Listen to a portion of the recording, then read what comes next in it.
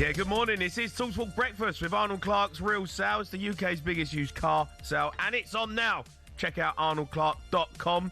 I'm Jamie O'Hara, and I'm alongside Dean Saunders on the 1st of Jan. What a way to wake up the nation with the old gaffer alongside me. A better presenter.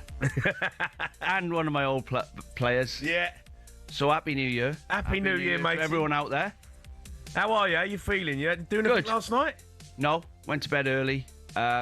New Year's resolution, get it out the way. Go on. More patience with people. I am. I'm gonna. We'll stop getting the hump all the time. I think as you get older, I think you start. You're getting old, Dino. You're getting old. What do you mean I'm getting old? Well, you're getting old. I'm allowed to say that. No, but you are. But you're getting old. That's when you get old. You get the hump with people, don't you?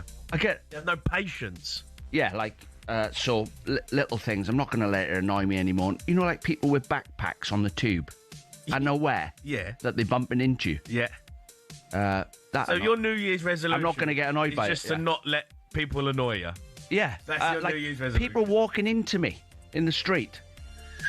You know, when you're walking down the street and they're thinking like, can you not see them nearly bumping into me? So I'm thinking, I'm going to calm down. Okay. Not get it. Do you know what annoys me as well? Yeah. HDMI sockets.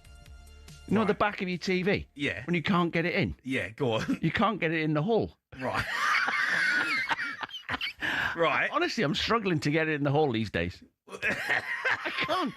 Honestly, the back of the TV is that close. It's that close to the wall. Yeah. I can't get the thing in the hole. Yeah, the HDMI. Yeah, but you need to be... and I end up giving up. Yeah, but you've got to have the TV wall bracket that comes out and it's easy to get behind.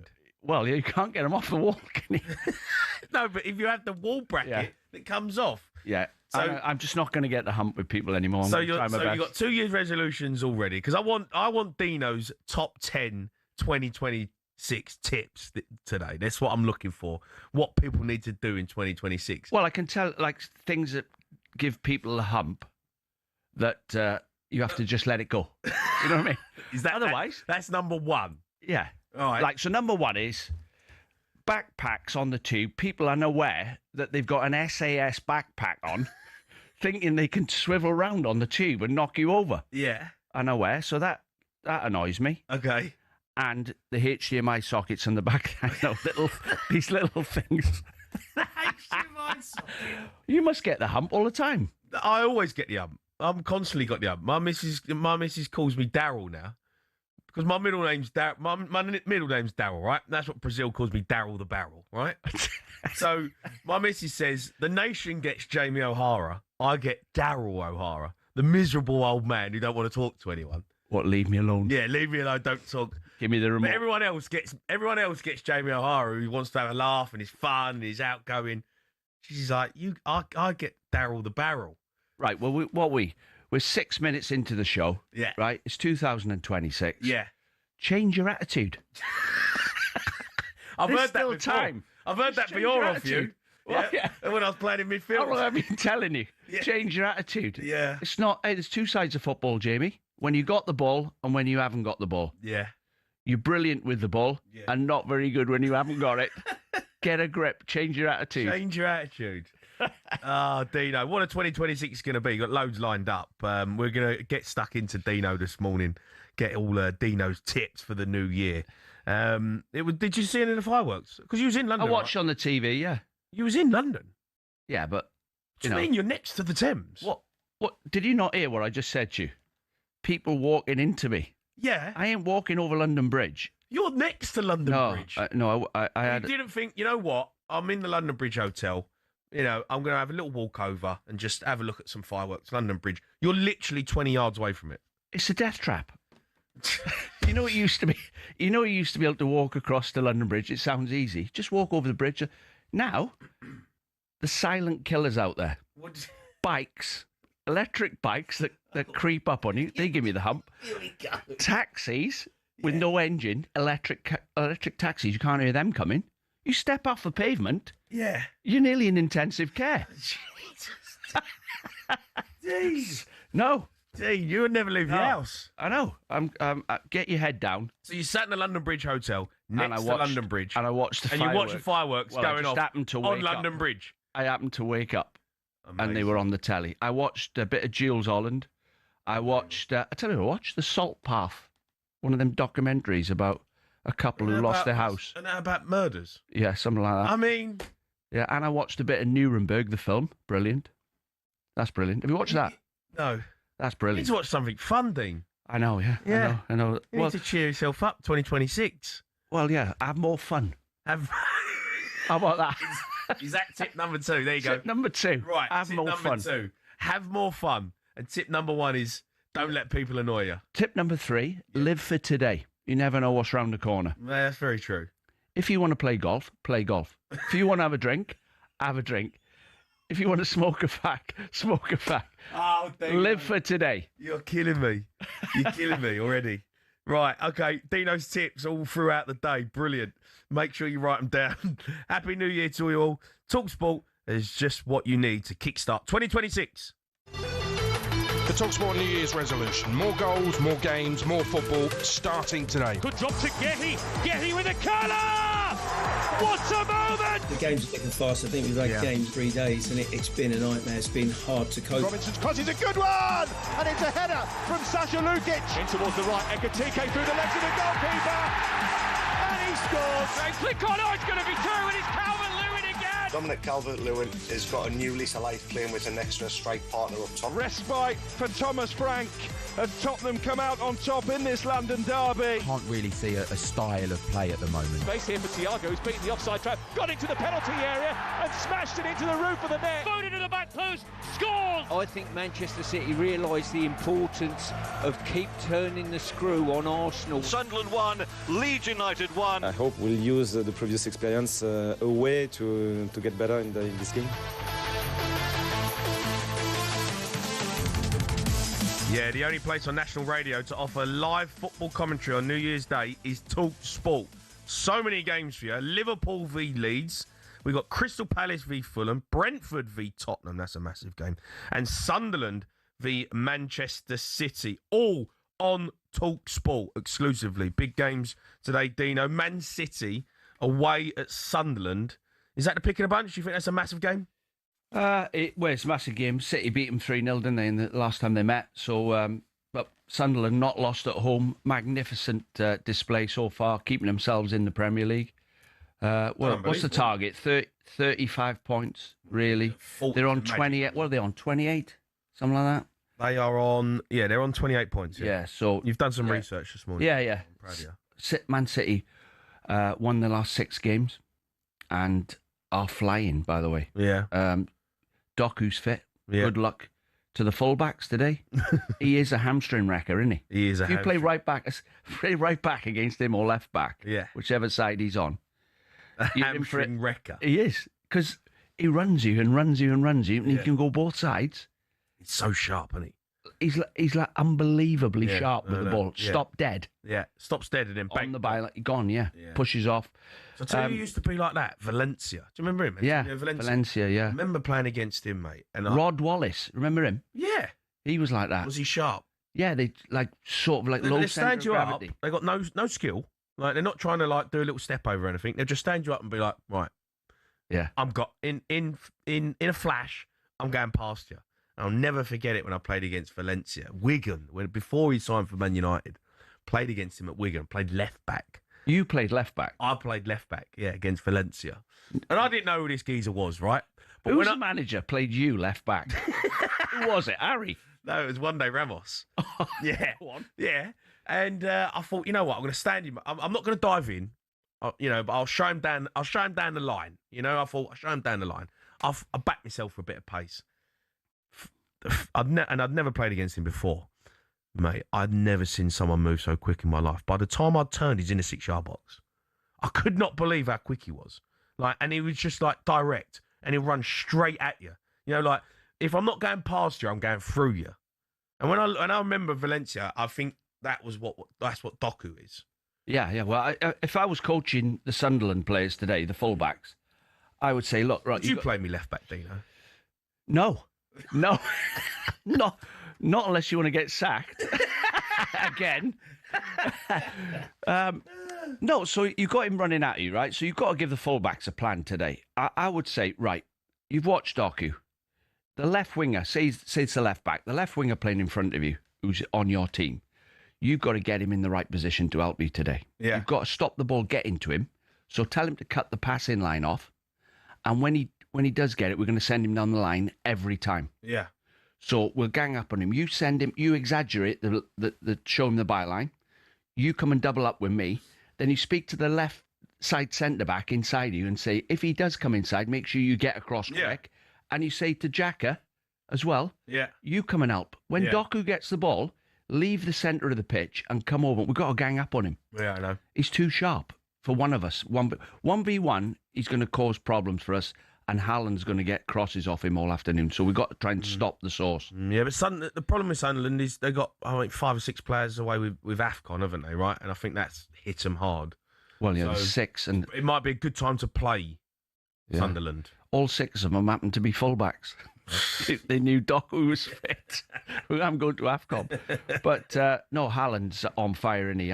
Well, he's scoring goals, but I would say he's dried up a little bit. But I think what I've noticed with Man City recently is they ain't just reliant on Haaland. He's going to get you guaranteed 20, 30 goals, regardless. But you've got Doku, you've got Foden, you've got Cherky scoring goals. You know, midfielders, Rangers scoring goals. You know, I look at Man City and I go, I think Man City are favourites to win the league. Do you? Yeah, I do. I genuinely, I think they're favourites. Man City win today, they're 2 points behind Arsenal, right? And fair play to Arsenal, but against Villa the other night, they were superb, especially in the second. But I thought Villa ran out of steam. But I think Man City have just got it in them. They know how to get it over the line. They've got the mentality. They've won the trophy. They've been there. And I think 2 points and the way I'm watching Man City play, I personally think they're favourites. Well, the manager knows how to do it. There's about 5 or 6 players who've never won anything. There's a few who have and can carry them along. Yeah. They're obviously a good team and he knows what he's doing. They're organised. But did you not look at Arsenal's bench the other night against Villa? Yeah. I mean, the people he had on the bench reminded me on Man City when Pep, first game of the season, brought on I can't remember what season it was.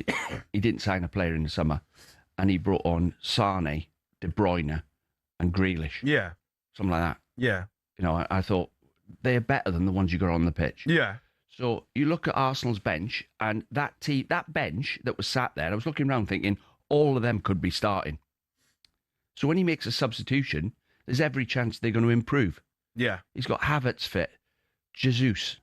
I think he's a great player, Jesus. All round, not as lethal as Haaland. No. But all round play, brilliant. When he's fit, he's top draw. Yeah, they've got a centre forward now. They're loaded up on the wide areas. Martinelli destroyed Wolves' right back last week. Yeah. He done a docu. Yeah. On Wolves. Did you think Arsenal favourites? I think Arsenal are 100 to 1 to win the quadruple. I'm going to have £1 on. It's worth £1 that they win everything. So you must be really backing them there, putting £1. Yeah, they've had injuries as well, but they all came fit.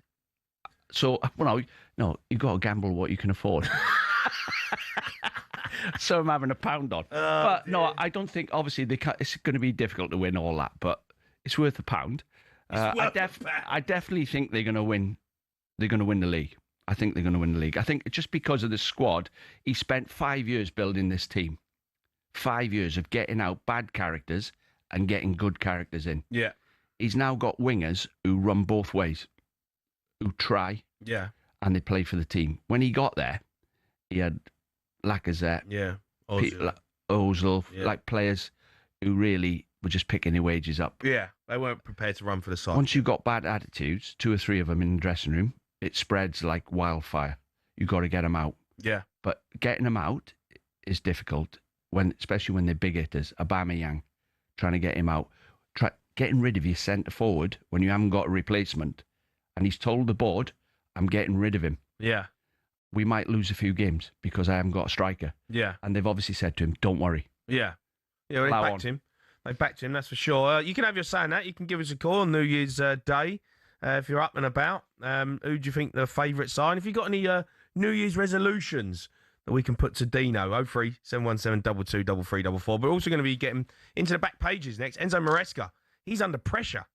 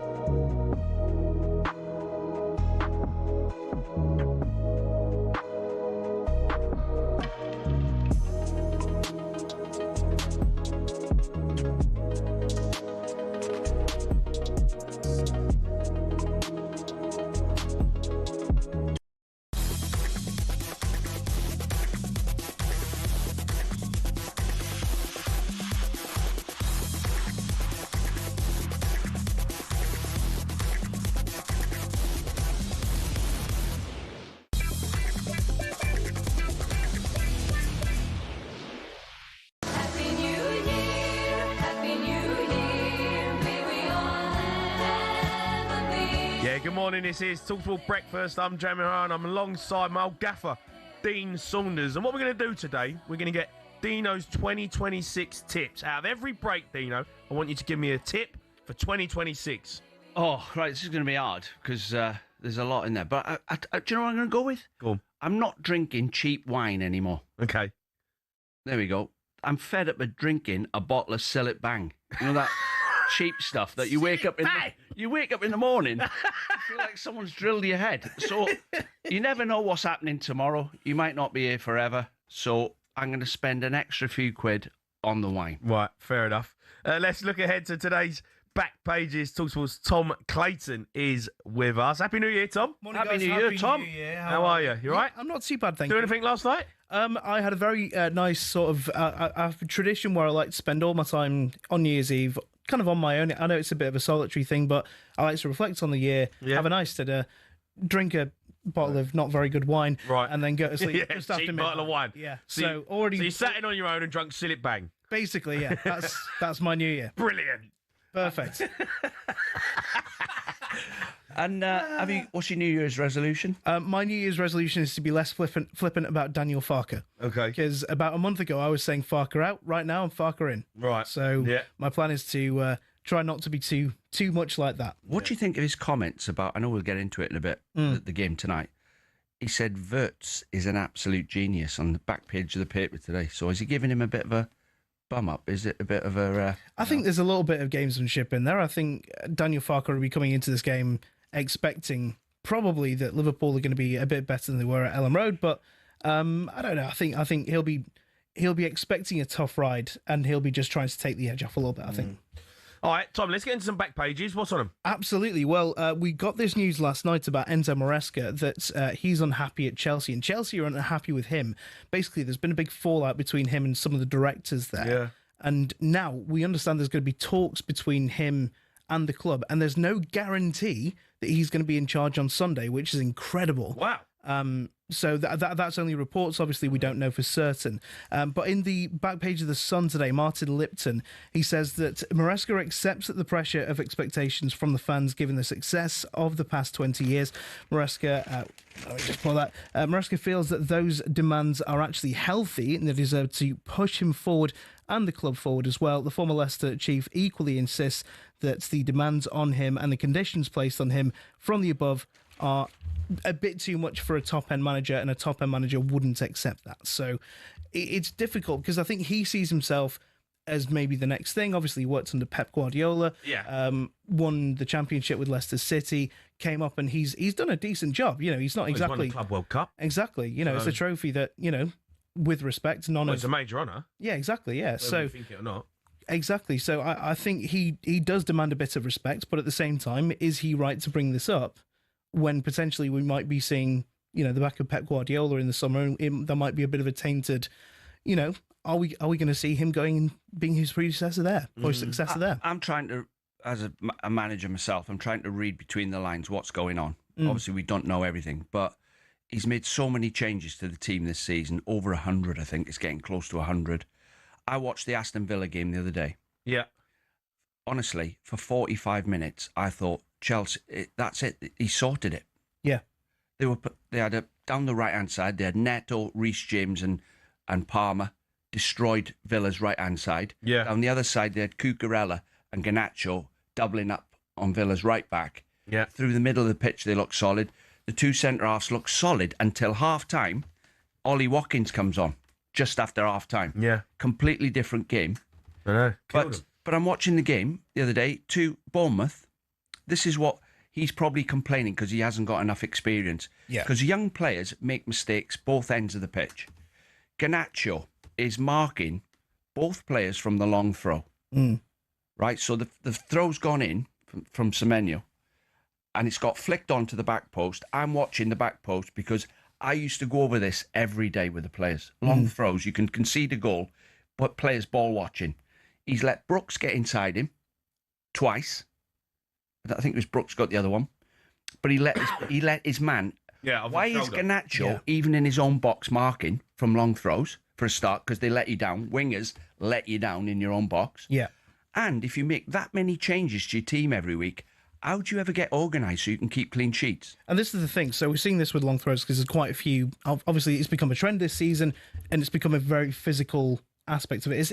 It's another set piece, basically, isn't it? And we saw this, sorry to bring it back to Leeds, but we saw this when Leeds played Crystal Palace. They scored from two long throws, both times. Adam Wharton, who's not the most physical, not the strongest, but he's a very good midfielder, but he was marking a centre-back who was able to get up and flick it on both times, beat his man. Dominic Calvert-Lewin was running at the far post, having lost his marker, who was a winger at the time. Both goals. Tom, can I give you a quick insight, Jamie? Because you've been there on the training ground. I'll give you a quick insight. I've heard this insight before. So there's a flick. You talk to the players. You say to them, right, it's not the first one who scores. If we can win the first header, that solves the problem. But if we lose the header, the rest of you across the 6-yard line going to the back post, you've all got to be touch tight with your men. Yeah. And I mean touch tight because if the ball gets to one of them, they're that close to the goal, they can knee it over the line. Yeah. They're in. So you have to go over it with them and walk, like Garnacho's, walk into your man. Get your arm across his chest. Don't let him get inside you. Yeah, because and expect our players to lose their flick on. You've got to be ready for it. And they've obviously not gone over it.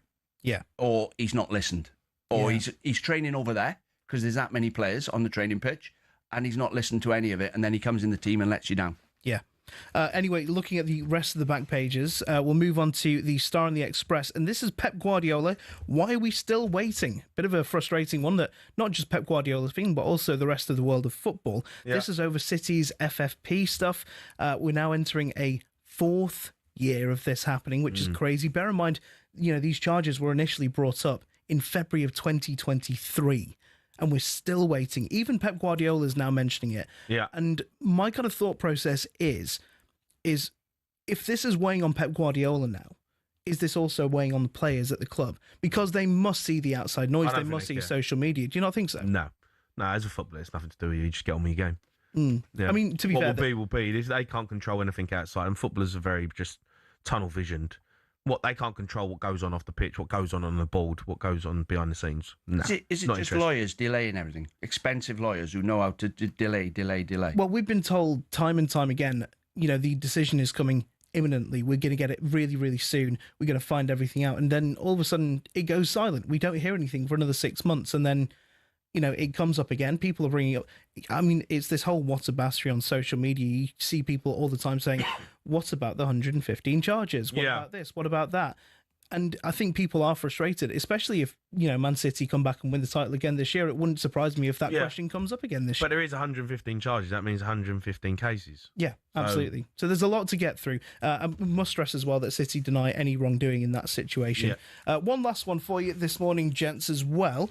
On the back of the eye paper, for Thomas Tuchel, big year, big job. 4 things for Tuchel to tackle so England can win the World Cup. He's got into a bit of detail with these, but I'll give you a brief overview. So this is Kevin Garside in the back of the eye. He says, be solid, build on a flair. That's a full English with a twist. Yeah. He says, control the wingers and suggests a big role for Noni Madueke in the England squad, which we have seen previously, of course. He says, drop Declan Rice in favour of better attacking talent, which I think is really interesting because at the minute I think Declan Rice is one of... Drop Declan Rice? Yeah. Who's saying that? This is Kevin Garside in the back of the eye. Who's he? He's a journalist who's written this piece who says that this is what Tuchel has to do to win the World Cup. He's an idiot. I disagree fundamentally with that point. His final point as well, he says, make a decision quickly on who to leave out. Don't leave players with... biting their fingernails up until the date of the announcement for the squad. Make a decision. Get this. Whatever he said, he lost me after he said about dropping Declan Rice. Yeah, anything else is irrelevant. Yeah, rip it out the paper. Never want to see it again. I agree. I think Declan Rice is the best. It should be fined. Oh, he's a journalist. The most ridiculous statement I've ever heard in football. He's allowed his from opinion. a journalist who's got what's he got, a blog or something, in a column in the paper. Got a column in the paper. And he's coming out saying 2026 we need to drop Declan Rice. Yeah, I don't agree with him, but he's allowed his opinion. He must have had an all-nighter last night. He's getting paid, isn't he, to write that? So he's getting paid. He's getting paid for that. Under that title, he says Tuchel is stacked from 6 to 10. Anderson, Adam Wharton, Declan Rice, Jude Bellingham, Morgan Rogers, Cole Palmer, Phil Foden, and Eberechi Eze. He can't play them all. So he wants to drop Declan Rice. I know. I think it's absolute insanity. Well, there's one dilemma which I don't envy him at all: Palmer or Bellingham. Yeah, well, number 10. Palmer's got to produce on the goods. Tom, listen, mate, thank you. Cheers, thank you very much. Thanks, Tom. Happy New Year. We'll have a chat about that. Declan Rice drops. What's he on about? Up next, we're going to be looking at today's Championship football.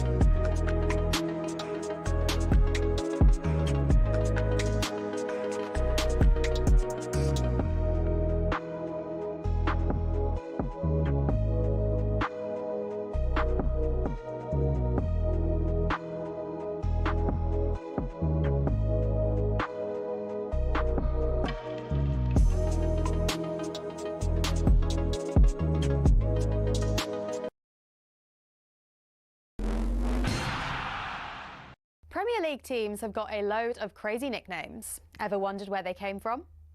Some are pretty straightforward. Arsenal are the Gunners because they were founded by a group of munitions workers, and Bournemouth are the Cherries because their old stadium was built right next to a cherry orchard.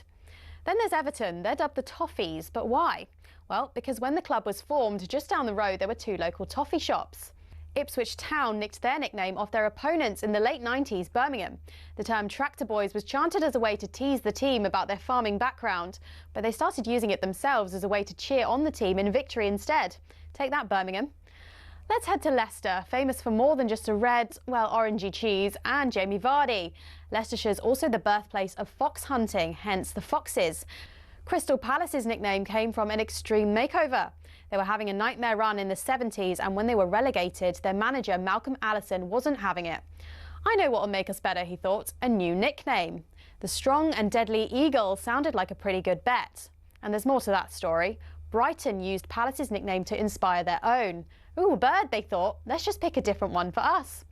And so, in a heated match between the two teams back in 1976, when Palace fans began chanting "Eagles, Eagles," Brighton fans had the perfect reply: "Seagulls, Seagulls." So next time the away end's chanting their crazy nickname, you'll now know exactly where it came from.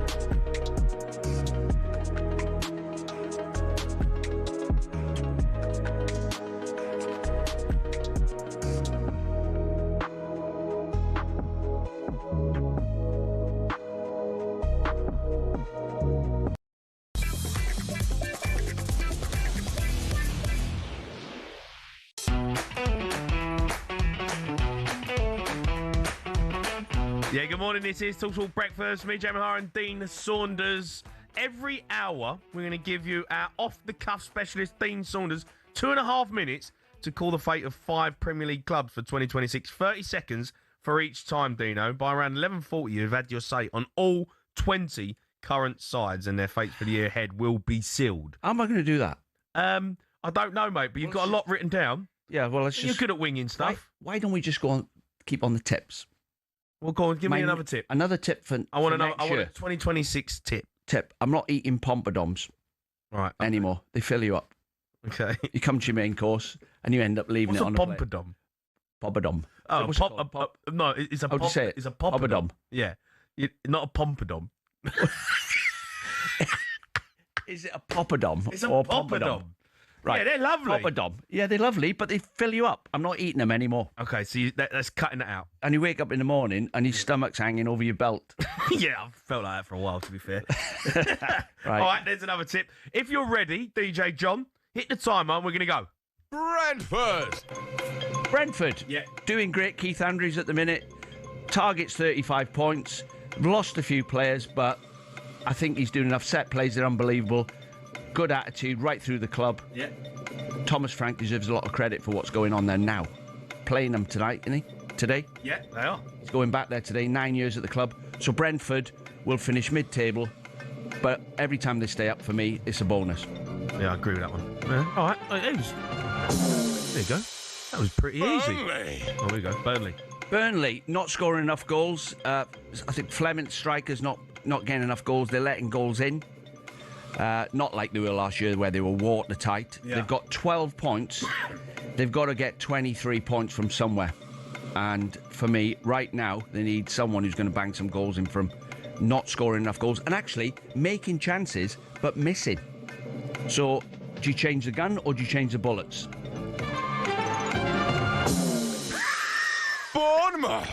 Bournemouth lost too many players. It looked like they're going to lose Semenyo. They might lose the manager if they're not careful. Yeah. But I watched them play Chelsea the other day. Played really well. They're a good team. Kluivert's a good player. Yeah. But losing Semenyo might be the last straw. It might cost them. David Brooks is playing out of his skin. So I think they'll finish mid-table as well. Okay. Mate, he's flying through these. This is easy work for Dino, isn't it? Yeah. Brighton and Hove Albion. Brighton and Hove Albion. People keep saying every year it's going to cost them selling the best players for fortunes, but you know they've had a bit of a bad run, but they have got enough in the locker to keep winning games. Welbeck, is he too old to play for England? If Maybe. he's banging goals in, it just shows you the lack of strikers everywhere, that you turn into someone 35. Yeah. But Brighton will finish mid-table as well. How many teams finish mid-table? That's 3 I've got in there. Oh, we got Fulham as well. Go on in. Fulham, right. Fulham doing, for me, they've won their last 2 games. They're doing absolutely brilliant. The manager will be, he can't stay there much longer, I don't think. I think he's looking higher up. You know, is he going to get enough money to take Fulham into the top 4 or 5? I don't think he is. No. Harry Wilson scoring. They're scoring goals. They're doing really well. Good football team. I think they'll finish mid-table. As you just give me all the mid-table teams. Yeah, we have given you the mid. Yeah. We've started off strong. No, fair play. Yeah, good insight there, Dino. It's good insight. Well, I don't know about that. No, it was all right. Yeah, they're doing all right. They're going to finish mid-table. Doing all right. Yeah, they are, aren't they? Fulham are doing. Fulham are a good. They've got Bassey's away at the AFCON. Who else have they got? They've Iwobi. He's at the African Nations as well. Yeah. So they've lost a few players there, but most of the teams have. Sunderland have lost 6, haven't they? Yeah, they've lost 6 players. Yeah, so that's why I think it's a good time to play them today. I think that's why I think Man City will win the game. Sunderland normally, listen, it's going to be a tough place to go, but I think Man City win it just because of the fact that the squad's been, been split up for a bit. And by the way, don't moan when your players go to the African nations, by the way. You knew that when you signed them. Yeah, no, I think they knew that as well, though, Sunderland. I understood. Listen, they've given themselves a great platform. They're on 28 points, so can't be complaining about where they are in the league right now. They'd be absolutely buzzing. Mid-table. Yeah, mid-table. They're above mid-table. All right, well, look, let's get into some championship talk, Dean. Yeah. Both our former clubs had a cup of coffee at both Millwall and Portsmouth. Millwall sitting 5th. Portsmouth down in 21st. Now, I'll start with Millwall, Dino. They're flying in the championship, to be fair to them. Look, a lot of my family are Millwall fans, and they're in dreamland at the minute. They're on 39 points, right? And they are 4 points off second place. They've got -5 goal difference, though, and that's where I keep saying to my family, this is what hurts Millwall every single season. When they get to the latter stages, they concede too many goals. Yeah, and goals scored, 27. Yeah. When you think Ipswich and Hull just above them have scored 40 goals. So they're overachieving by a mile. The manager's doing a great job. Millwall's playing budget, I would say, is probably bottom 5. No. I would say Millwall's budget, I would say it's bottom 5. It's bottom 10. Big clubs there. Bottom 10. Well, we don't know for definite. You got... Obviously, I hear what you're saying. I agree. Norwich. I hear what you're saying. Yeah, they're probably. Yeah, I don't think they've got a big wage budget. No, and they won't have a massive squad either. And time will tell, because it's a marathon, not a sprint, whether that squad can keep them up there. But it's a great club, Millwall, isn't it? It's a great club. Well, it's a great club. Listen, it gets a lot of stick, Millwall, because of the past and. The trouble that they've caused. But it's a brilliant football club, great community. Why are you winking at me? I'm not winking at you. You are? You winking at me? Do you want me to mention your goal he scored for Wolves? I scored a few. Is that why you winking? Scored a few goals for Wolves, Dino, not going to lie. At Millwall, remember it? I scored, what, for Wolves? Was you the gaffer? Yeah. Did I score? Yeah, it was our first win. And I scored? Remember, you scored, yeah. I can't remember. Yeah, do you know what I remember about that as well? Yeah, it was a screamer, wasn't it? A good strike. By the way, you only scored about 4 or 5. How can you forget a goal? And I remember walking down the tunnel, strangely enough, Michael Van Gerwen. He's a Millwall fan, isn't he? Is he? Yeah, he was coming up the tunnel. Yeah. Yeah, we dug out. And I always use Millwall. It's a bit, no disrespect to Millwall. I always use them as an example of what type of players you need in the Championship. Yeah. Because when you go to Millwall on a Tuesday night and it's raining... Yeah. And it's going to be a scrap. Yeah. It's going to be a second ball match. Yeah. It's not going to be a football match. You have it when you've got it, and we'll have it when we've got it, and we'll pass the ball around. No. You need players with the attitude. Sometimes Premier League players don't know what's going on. I struggled more in the Championship than I did in the Premier League. Yeah, because there's teams who, like Millwall now, they're doing well. I don't want to sound like as if I'm disrespecting them, but Millwall roll their sleeves up. Tradition. Yeah. They have players who roll their sleeves up and battle. Yeah. And they're hard to play against normally. Yeah. So when you go in there as a Premier League player, and then next Saturday, you're at Hull away, then next week you're at Wrexham, World Cup final. Yeah. You need a certain type of attitude. Nugent, remember Nugent? Yeah. Yeah, he was a classic example of a striker who will get you 20 goals and turn up every game in the Championship. Yeah.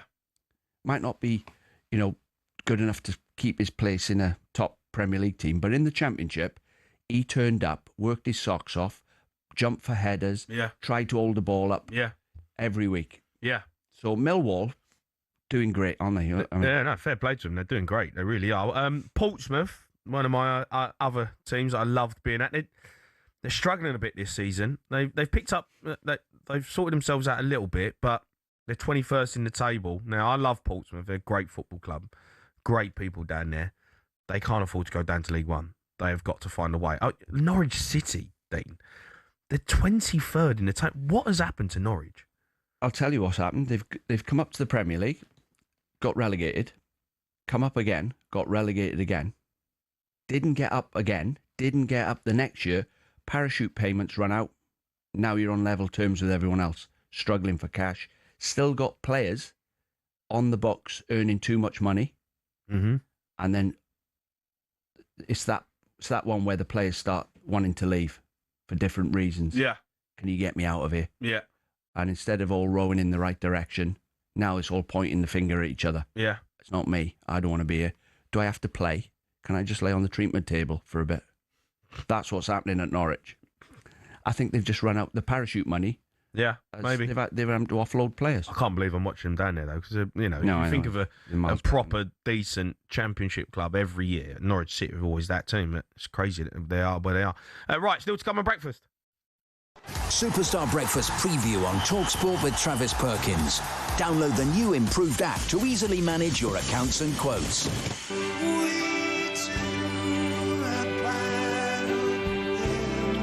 Yeah, going to be taking your calls on New Year's resolutions. 03717 223344. What are you setting yourself this year? Have you already broken them? What's the weirdest resolution you've ever made? Dino so far has told us he wants to stop drinking Sillet Bang and eating poppadoms or pompadums. Right, brilliant. So get your calls in. Let us know if you've got any New Year's resolutions. And Dino's going to keep giving some tips for 2026. That was our breakfast preview with Travis Perkins. Superstar Breakfast preview on talkSPORT with Travis Perkins. Get free next day track delivery. Head to travisperkins.co.uk or download the app.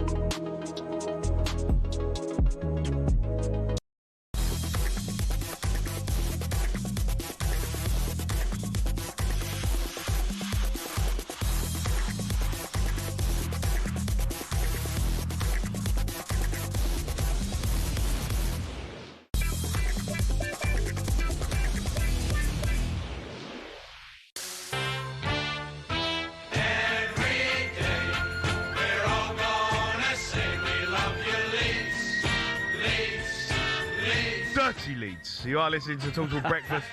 Me, Jamie O'Hara and Dean Saunders. Dean, another tip? Yeah, don't eat the salad in your Indian either. Okay. That little bag of salad they bring you. Yeah. With your pompadums. Yeah. Yeah. And you have the chutney sauce. Yeah. Don't eat the salad. Why? No. Not having it. End up on the toilet all night. Okay. All right, talkSPORT's resident Leeds fan, Tom Clayton, is back with us. Liverpool v Leeds, 5:30, live and exclusive on talkSPORT. Massive game, Tom. Yeah. You're a big Leeds fan. Do you give yourself any hope? Well, I mean, the way to look at it is last time we went to Anfield a couple of seasons ago, I gave Leeds absolutely no hope whatsoever, and they won 2-1. Yeah. So it's a wonderful nature that football can go either way. I think Liverpool are not great at defending set pieces. I think they've conceded 12 goals this season. Set piece coach. Well, exactly, yeah.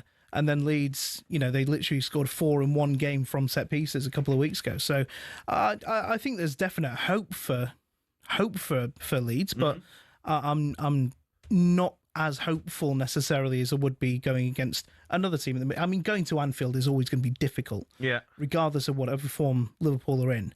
But I think there's something there to be had. Well, you got to fit Calvert-Lewin. Absolutely. Banging in goals. What's he score 6 in 6? He's got 7 in 6. 7 in 6. Yeah, all of them coming within 18 yards of the goal. Yeah. Most of them coming in a straight line. Where you want your striker to be. Exactly, yeah. So, he makes great runs, Calvert-Lewin. He does. When he's fit, he's a good player. Yeah. It's just keeping him fit. And, he's got an outside chance, I think, of maybe potentially getting a World Cup spot. Yeah. But he's got to have, I reckon he's got to get another 10 goals, right? Yeah. But he's done so well to get back fit. And listen, people forget how good he was. He played for England, right? Yeah. He scored goals. He was made of glass, right? But it looks like Leeds have got him firing. Yeah. And he looks solid, and he looks like he can run. He looks like he can get across the front man. You got a player like that. Yeah, he'll keep you up. And I think, I think there was a priority when he was brought in over the summer on a free transfer, given a three-year contract off the bat. They said, right, we're going to sort out his fitness. We're not going to rush him in. Yeah. So they started the season with Lucas Metzger up top. Yeah. And he was doing all right. They brought in Calvert-Lewin a couple of times. He did okay. Yeah. And then they changed this system to this 3-5-2 system where Calvert-Lewin and another striker next to him. Yeah. It's perfect. It works so well. Because you send it long, he knocks it down, the other guy goes through. Yeah. Whether it's Metzger, whether it's Noah Okafor, it works, and they can build around it as well. He hasn't got to run both channels, right? Yeah, he ain't got to run both sides. When the ball's over on the left, he's got to get across. When you're a one up front, it's hard. Because you're thinking, the ball gets across. And you see it so many times now. Ball goes sideways, back, sideways. And centre forward, you're like, I can't just keep running around for no reason. When you got 2 up there, it gives you a bit of an excuse to stand still. And you hear loads of sort of past strikers now saying they would have absolutely loved to play in a system similar to this. I like 3-5-2. Yeah, I like it as well, because there's an option to do that. You can have someone with you to be as a striker. You're not playing in a 4-2-3-1, for example, where you can get a bit isolated, or a 4-3-3 where the midfield has to sit back and it's just 2 wingers and a forward. Yeah. Yet the wingers are having to track back and the forward's just up there on his own charging the press. The thing is, I used to love 3-5-2. When I first got into management, I loved 3-5-2 because you can overload a midfield. You can still have 3 people in there, but you have your 2 men up front. Yeah. What you do need, though, is wing backs who are willing to run both ways for 90 minutes. And if you ain't got that, it don't work. That's what's working for Leeds this year. Is you've got Jayden Bogle on the right, you've got Gabriel Goodmanson, who's gone under the radar as one of the best signings of the summer. Maybe not in the whole league, but certainly for Leeds, he's been fantastic. Yeah. And when you've got those 2 bombing forwards, I think it's a system that works really well, and it causes problems. I think going back to Calvert-Lewin, Ancelotti's pulled him one side, hasn't he, at Everton, and said, "You're running out the box too much. Stay in the box. Strikers don't score running out the box." So he's took that on board from, obviously, a Real Madrid manager. And now the dilemma for me, if I'm the manager now, I'm thinking, right, do we just let him go? Let him play every game. If he gets 15 goals, for me, Leeds will stay up. Yeah. When you're a striker and you're scoring, please don't leave me out the team, Gaffer. Yeah. I'm on a roll. Everything I'm hitting's going in. I feel like I'm going to score every game. Yeah. And then when you put 2 players up the front in that system, I played that system all my career for Wales. It was me and Ian Rush. Mark Hughes played behind us, number 10. It gives everyone in the team 2 targets to it when they look forward. so you can start passing the ball forward. Yeah. If you've only got one striker up there with two centre-halves marking him, you're reluctant. You can't find him. Yeah. Sometimes they ain't come across, right? So that's why people pass the ball sideways all the time. Yeah. Because they're playing with one up. If you put two up there, you'll see football being passed forward quicker. And bear in mind, Calvert-Lewin is only 2 games away, by the way, from the consecutive goals Premier League record from Jamie Vardy, which is crazy to think, because Vardy got 9 in a row, didn't he, during that title-winning season? Calvert-Lewin's only 2 away from that. Yeah. Which is what would you do with him? Would you leave him off, protecting him because he's like glass? No way. Or do you say, way. go on, get the points on the board for us now, and if you get injured, you get injured? Well, this is the thing. So we were talking earlier on, we were saying, you've got to beat the teams around you. Well, so does that mean that Leeds wins against Chelsea and Crystal Palace don't count for much then? You know, they've got to beat everyone they play. They've got to do their absolute best to stay in the division, and that means facing everyone and not prioritising individual games. You go in one game at a time and you just say, right, what can we get from this game? Okay. Leeds got a good chance. I think we've got a good chance. My heart tells me that it's going to be a draw, but my head tells me that Liverpool are going to win. Because I think there'll be half an eye for Leeds on Sunday, Manchester United, 12:30, Elland Road. And interestingly, that's live on talkSPORT. Very excited. That is a big game. Big game. All right, Tom, we're going to speak to you in a bit. I'll get into Dino about Liverpool as well. Loads to talk about with them. But we're going to be taking a look at Thomas Frank's return to the G-Tech. 26k for 2026 on talkSPORT.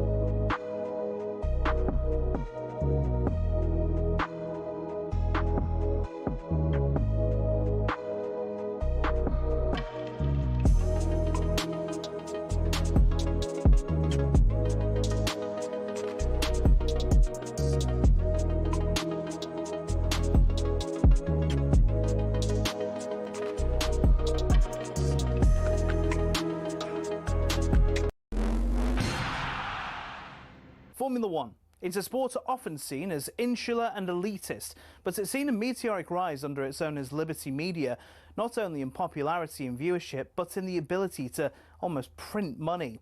From greater access to more races, here's how it happened. For decades, Formula One was owned and run by one man, Bernie Ecclestone. He was old school, someone who thought the sport itself was enough, and there was no need for all this modern marketing and social media nonsense. But in 2016, Eccleston agreed to sell his baby to American group Liberty Media. It cost Liberty Media $4.4 billion, and they quickly got to work. We got an F1 app almost immediately, and teams were allowed to show us more from behind the scenes. One of Liberty's most important deals was with Netflix, which in 2019 brought us Drive to Survive. The effect? An almost 70% rise in viewership for races in the US alone. It's massively benefited Formula One online too, with a rise from 7.8 million followers across its social media platforms in 2016 to around 50 million today. New eyes are on the sport too, with F1's own subscription TV channel, which people can watch anywhere in the world. But the main market they've tapped into is the US. There's now 3 races there a year, in Texas, Miami and Las Vegas, and an American-branded team, Cadillac, getting involved in the sport too. More races seems to be the direction of travel. A street circuit in Madrid's being welcomed onto the calendar, while conversations around a Grand Prix in Africa have ramped up in the last few years.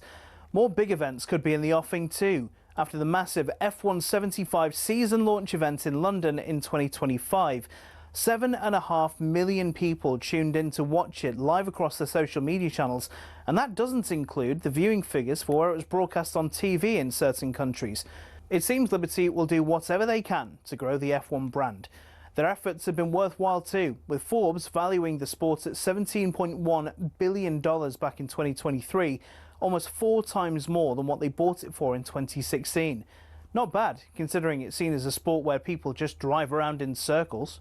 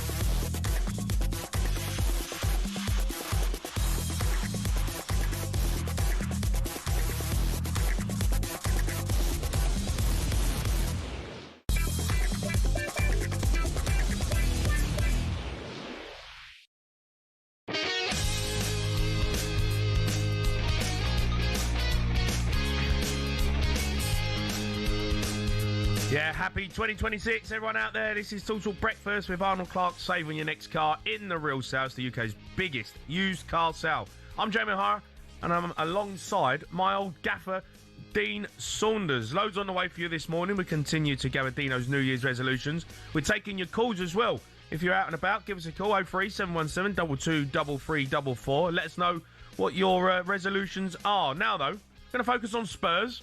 Got to travel to Brentford live on talkSPORT this evening. And there is full time.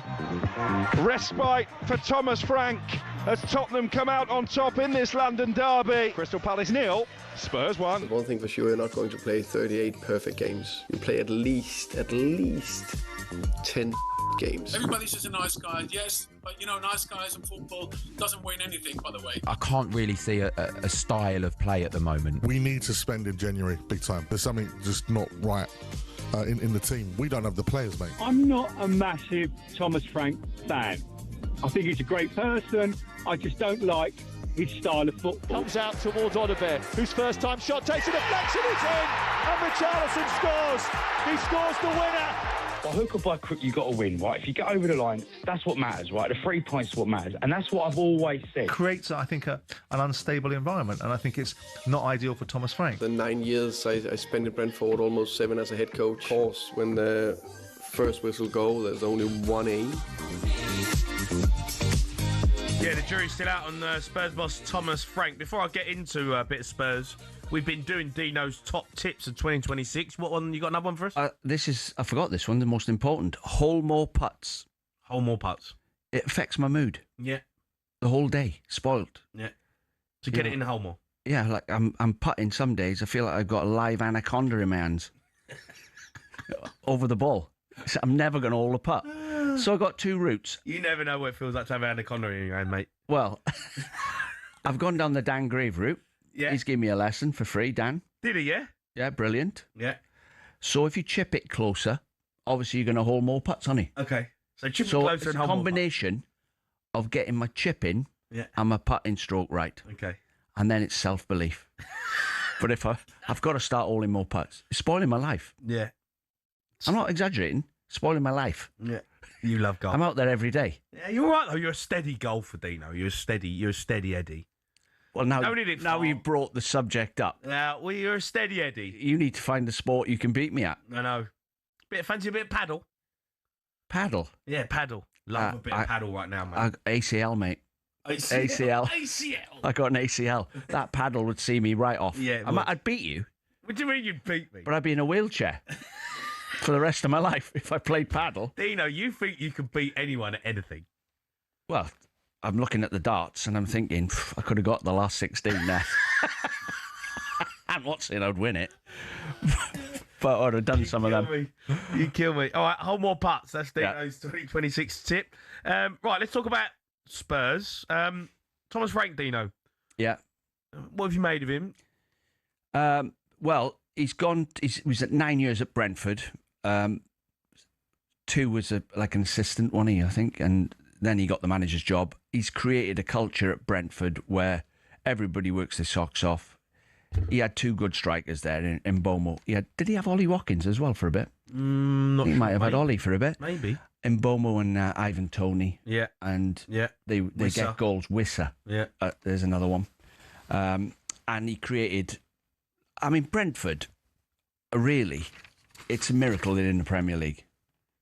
I know it sounds bad. They're starting to establish themselves now. Well, I think they are established. But if you go back 100 years, they've not been up in the Premier League. This is a bit strong, Dino. I mean, No, but if you go back, Brentford I know what you're saying. were bouncing round League One, League Two, Championship, League One, up and down. Then they got in the Premier League. Bournemouth. And these teams are finding a way of staying in there. Yeah. And it's the manager who's created a culture. I don't think. Yeah, no. I think Thomas Frank done brilliant things at Brentford, and I think that's carried on, right? And Keith Andrews done a really good job as well. And fair play to Keith because he's come in. People are like, "Whoa, they're going down Brentford." But I think what I've realised with Brentford is the fact that they've got, you talk about clubs who come up and stay in there. It's because it's not just about the manager; it's about the whole club. It's about the way it's run. It's about the recruitment. It's about the staff, the training. Everything there is built for that club to be successful. They're a good football club. They knew eventually they was going to, lose Thomas Frank. They had Keith Andrews lined up. They brought him in. They saw him as a manager for the future. They've done the same thing with Thomas Frank. He was assistant manager. Yeah. And he was a coach there, and then he becomes the manager. They've done the same thing with Keith, and they've carried it on. Now, listen, Thomas Frank's done a great job, at Brentford. But I think it's also down to the fact that it's a great club. It's a good football club who know what it takes to be in the Premier League with the right... they know what they are. They know where they're going to be. They're not trying to be, a top European side. They're not splashing the cash going, crazy on players. But they're getting the right people in. And they've got a really good recruitment team. Yeah, recruitment's everything. Yeah. So they have recruited really well. We hear that all the time. Bad recruitment at Chelsea. Fans phoning in saying that, like, terrible recruitment. Recruitment's everything. Yeah. You sign good players and get them to work hard. That's what Harry Redknapp did. So you need a formula. When you're a manager, you have to find a formula. With that, whatever group of players you've got, you can't... if you've got a squad of 6'6" players, you can't play out from the back. What you do is you play a different way that suits them. Yeah. I know I'm exaggerating. No, yeah, I know what you mean. So he's found a formula, and if you listen to what he said there, he's spot on. I was manager of Doncaster, and I asked Brian Carey, my assistant, at the end of the season. The team went on to win League One. Yeah. How many games do you think we played well in that season? And we sat down and went through the games. 10. The rest of the time, we're really good at making the opposition play bad. Yeah. Really good at spoiling them. Yeah. Their threat. So he said there, didn't he? 10 good games a season. Yeah. So what he's done, he's set up games for Brentford week in, week out, so they're hard to play against, and they stop you playing your game. They're really good at stopping you playing your game. Yeah. They can knock you out of your stride without anybody noticing, unless you're the manager. Yeah. Because he's gone through it with them. Yeah. And that's where he's really good. He's gone to Spurs, and he's trying to do the same thing. Yeah. He's the opposite of Amorim. Amorim won't change. He has now, obviously, but it took him 3 years. But he changes during the game, doesn't he? Frank. Thomas Frank's adaptable, yeah. He makes good changes. Look, the Crystal Palace game the other day, it was a really poor first half. We spoiled the games, and Crystal Palace were miles off it. But second half, he made some really good subs. Odebear comes on, Palhinha comes on, made a difference. We won, and we win the game. And comfortable in the second half. Look, it's crazy. Spurs are top of the Premier League on away form. They're top. But we're near the bottom at home. That's something he has got to resolve. Do you know why that is? Why do you think it is? I think the players are scared to play at home. So that's one reason it could be. Another reason is that at home the fans demand that you take the ball to the opposition. Yeah, there's also that, yeah. And then you get done on the break because your players give the ball away. Yeah. You're not good enough to take the ball and go on, we're going to attack you without losing it in bad areas. Yeah. So there's another reason. Yeah, I think good teams and proper good players, they ain't phased about playing at home. They want to play at home. They want to get on the ball. You're meant to have the ball when you're at home. The tactics or whatever will tell you. When you're at home, you have more possession, right? The other team were happy to sit in. And I think with Thomas Frank, when he's a Brentford manager and now he's become a Spurs manager, and that's why I think our away form's all right, you accept not having the ball as much. Spurs fans will accept not having the ball when you're away from home because we're playing away from home. We'll dig in, we'll get a result. When you're at home, you've got to attack. You've got to be free-flowing. They want to see a philosophy. They want to see a style of play, a Tottenham style of play. And I don't think Thomas Frank's implemented that at Spurs yet. Well, he's implemented a solid base of being able to get a result away from home. But at home, he hasn't been able to do it. But he's had some great players injured as well. Yeah, he has. Like Kulusevski. He can make... What's he worth to you? 12 points a season? Well, look at it like that. Yeah. 12 points. You've lost him. Strikers have been injured. Solanke's injured. Solanke. Paid, how much did they pay for him? 60 million. Injured, not playing. He ain't played at all. There have been injuries, but we still got a good enough squad to be better than we are at home. That's the problem. But look, this is a tough game against Brentford. Yeah, can I just tell you, though, go back to that. When you play for a team that's trying to win the league, they take the home games exactly the same as the away games. The coaching staff don't say to you, right, we're away at Crystal Palace, let's counter-attack them. You treat every game, obviously, to win the league, you've got to win every week. You can draw a couple of games. Yeah. Liverpool won the league last year. They only lost 2 games. Yeah. The coaching staff, fortunately, I played for teams, I played at Benfica and Galatasaray, clubs that, you got to win 4-0 every week. Yeah. But the coaching staff never say to you, let's just sit in today. Unless you're playing against your immediate rival, a draw is a bad result. Yeah. You're sitting in the dressing room sulking. Yeah. Because you've drawn away from home. But I think that's what managers, like Conte and that Mourinho in the past have figured at Tottenham that was what they couldn't understand, that was acceptable. Yeah. Because wherever they'd been, that's not acceptable. No. It's not acceptable to draw at home. It's not acceptable to get beat at home. But I think it got to the point where their managers were saying at Tottenham, under the leadership of Daniel Levy, that sometimes it was acceptable. Or it's okay with next week's. And that's what Thomas Frank, I think, has got to chat. And that's why I always find with Thomas Frank and managers that go, you take the step up from Brentford and all that, they take the next step to the big club. You can't get beat at home. You have to win. Well, you can't let the opposition have the ball for 40 minutes. No, can't happen. And I think that's where he's got. That's where he's got to be better. But look, this game against Brentford today is a big one against his former club. Keith Andrews obviously playing, doing really well as manager. So he needs a result, Thomas Frank. Otherwise, I think there would be more pressure heaped on him a bit. Very shortly, we're going to talking about pressure. Enzo Maresca, he's on the brink at Chelsea. Apparently, his future will be decided today. Chelsea fans, you can have your say on that. Get in touch. 03 717 22 3344.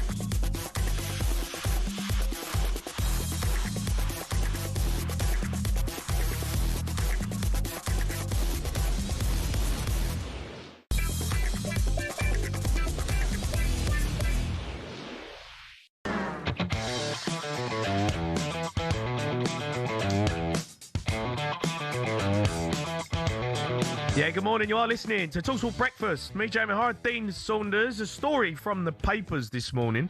Burgers made from beer could soon become a reality after scientists started growing meat in a lab using waste from breweries. Oh, steak and ale pie comes to mind. Mm. You've had that, haven't you? Steak and ale pie. That's actually a steak. But this is burger meat made from beer. Yeah, it's beef. No, there's no beef in it. It just turns out like a burger. Yeah, so it's made With from no beer. meat involved. There's no meat involved, but it's a beer burger. Is it some kind of vegan thing? Maybe. Gotta be, innit? Well, potentially, but it's made from beer. Can have a Guinness burger. Yeah, but you can get a Guinness burger, Dean. I'm trying to explain to you. You can get a Guinness burger, but that's made from meat. This one's made out of... This one's just made out of purely beer. Yeah. Waste beer. That's what I mean. Would you eat it? I'd taste it. Yeah, give it a go. Beer burger? Yeah, you'd have to, yeah. I mean, something's going on there. They'd have to inject it with something, aren't they? Well, yeah. Oh, well, they'd have to put something in it. Yeah. That's not... I think I'd rather just stick to the old meat burger. Yeah. Is there any strange combinations of food that you've eaten when you're like, nah, don't go that, shouldn't mix that? Tomato sauce on your Sunday dinner? My mate does that. My mate is obsessed with ketchup, right? He puts ketchup on a Chinese. Puts ketchup on a Chinese. It's unacceptable, right? He's obsessed. I'll out him now. Joe Horlock, my best mate since we were kids. He puts ketchup on everything. I make him a roast and he comes around making a lovely roast, ketchup all over it. I'm like, what are you doing? A few things shocked me over the years, but not as much as this one. Mateus Pogba, Paul Pogba's brother. Yeah. I've got him in on trial at Wrexham. Yeah. Right? Brian Carey's picking him up every day and we're giving him £100 expenses. Yeah. And one day Brian's picked him up, so he's in early. Yeah. So I'm doing my bit, like getting ready for training and all that. Yeah. I looked across the table. I said, all right, Mateus. He went, morning, Gaffer. Yeah. Looks exactly like Paul. Yeah. And I'm watching him out the corner of my eye. And he's got a cup of tea. And he gets a bit of bread out of the bread packet. Yeah. Gets the butter. Yeah. Starts spreading the butter all over his bread. Yeah. Rolls it up and dips it in his cup of tea. Oh. Hang on, Mateus. Got soggy bread. What chance have we got? What an athlete. So he's dipping... He was dipping his bread full of butter in his tea. No. That's the worst I've seen. No, that's bad. I felt sick. That's bad. Do you know people out there put their McDonald's chips in the McFlurry? Oh, no. Mate, I'm telling you, they get a milkshake or a McFlurry and they get the chips and they stick it in the ice cream. No. Chips on a McFlurry. If you're Hank Marvin, you'd eat anything, wouldn't you? Yeah, but I don't really think I want to get involved in that, to be fair. But that's just... So is that the best story we can come out with? They're going to make a burger out of beer? That's what's out there. We're talking of stories. Let's get some really bad ones and get the latest odds with Coral and Dave Stevens. The Coral Daily Download on talkSPORT with Coral. Bring the cheer this festive season with a sackload of odds and offers from Coral. 18 plus gambleaware.org. Steve-O. Gentlemen, a very, very happy New Year to you both. Happy New Year. And to all the talkSPORT audience. Listen, you performed miracles to stretch that last segment out to 3 minutes. Yeah, I know. We've done our best, Steve-O. We've done our best. You did it. Quiet News Day, I think we'll focus this one on. Hey, but listen, what it isn't is a quiet sporting day. So I know. Steve, I've got to say, though, thanks very much for the King George tickets that you sorted me out. It was a brilliant day at the races. It was absolutely fan. What a King George that was. Oh, Jamie, was that the first time you've been to Kempton on Boxing Day? It's the first time I've done it, yeah. Well, I mean, you chose an apt... I've been going to that day since the late 80s. Desert Orchid used to be the king of Kempton on Boxing Day when I started going. That was as good a horse race as I have ever seen, and had the privilege to see it live. Dino, I'm sure you tuned in. Yeah, I was watching, and the hurdle, the other big race as well. Dino in the Christmas hurdle. Yeah. Normally he'd have been the star, but the King George, 4 of them jumped the last. All in contention. And of course, look, we're all biased. We all love Harry. Yeah. And the fact that Harry's horse got the nod. I was buzzing because I backed it as well. I thought, you know what? Because I spoke to Harry a few weeks ago when we'd done a Christmas dinner. And, he was talking about a horse that he had, and he's got this jukebox, man. And I said to him, what do you reckon? I said, I think I'm going to go. He said, mate, back him each way. He's got a chance. Back him each way. So the funny thing is, I've gone there and I'm standing there, I'm down with the punters and with all my family. Got my little niece there because it was a family day. So I backed him each way for myself, put a few quid on it, and then I said to my little niece, I said, pick a horse, any number, and I'll put 20 quid on it for you to win. Any number. She went, I don't know. I went, just go and have it. Anyway, she went, number 8. Jukebox man it was, right? Man. 20 quid to win, right? He only goes and wins, right? I've walked away with like 400 or 500 quid. I'm absolutely buzzing. My niece has won me an absolute banker. And I'm thinking, wow, what a race. And one, it was Harry Redknapp's horse. And the race was just unbelievable. It comes over the last fence, Jukebox man. I'm thinking, he's been caught. He's been caught. And then all of a sudden he just found another gear, and it was the best King. I think people look. I haven't watched it, but it looked to me, and people were talking about it was the best King George, one of the best King Georges ever. Oh, no question at all. As I say, I've seen many of them, and that was a real privilege. And Harry's now got a legitimate Cheltenham Gold Cup contender. Yeah, we caught up with Harry a couple of days later at Newbury. He just went for a day out, and he was still absolutely buzzing. And there's so much congratulations because it is great for the sport, Dino. Yeah, it is. Yeah. Can I just, Steve, before we go any further, can I just get this because I forget? Did you not give your niece the money? I gave her a percentage. I gave her a percentage. You did? Yeah, I gave her a percentage. Give her the lot? No, what do you mean I give her the lot? It was my 20 quid. The Grinch. Yeah. I gave her. Sorry, Steve. I had to get that out of the way. I gave her a few quid. She enjoyed herself. She loved it. But look, racing, is it Cheltenham on today? Yeah, there is. And look, talking of footballers or footballing managers that love their racing, Sir Alex Ferguson has Regent Stroll running in the 1250 at Cheltenham today. A really lovely young chaser. He could be a King George winner of the future for Sir Alex. So Sir Alex and Harry, they are great for the sport. Obviously, things not going quite as well at Harry's old club, Tottenham. No. And I know what you're saying about their home form, Jay. Their away form but even that's tailed off recently. And Brentford's home form is fantastic. Obviously, it is a good team. Back there. I think it's 6-5. I think Brentford will be popular today. Tottenham just a shade over 2-1. Really good London derby, Dino. Palace v Fulham. Yeah. Palace 11-10, 5-2 Fulham. A couple of mid-table teams there, according to your roundup earlier. And then Liverpool, Leeds and Manchester City, Sunderland. Liverpool 8-15 at home, but I just don't think even now Liverpool are ever, just can be safe bets at odds on. Just the season they've had. Leeds United obviously got that brilliant 3-3 when they went to Ellen Road at the start of December. 130 the draw there. And then City 4-9 to win at Sunderland. But again, Sunderland's, I don't think they've lost at home this season, have they, Sunderland? 6-1's a big price. But as City, the only team now that can chase Arsenal down. I know that's painful for you to say, Jay, but Aston Villa went out of it the other night, do you think, with that defeat? Yeah, I think they run out of steam. I think they run out of legs. They'd have been an unbelievable run, Villa, and fair play to them, but I think they just realised they come up against a side who was just too good for them. Arsenal odds on, Steve, for me. Odds on? And, well, they are, Dino, yeah. They are odds on to win it. And 8-13, 7-4 City. The looks a 2-horse race. But look, we've chosen a really good day to have Dino on because, Dino, you are a multiple darts champion. Quadruple.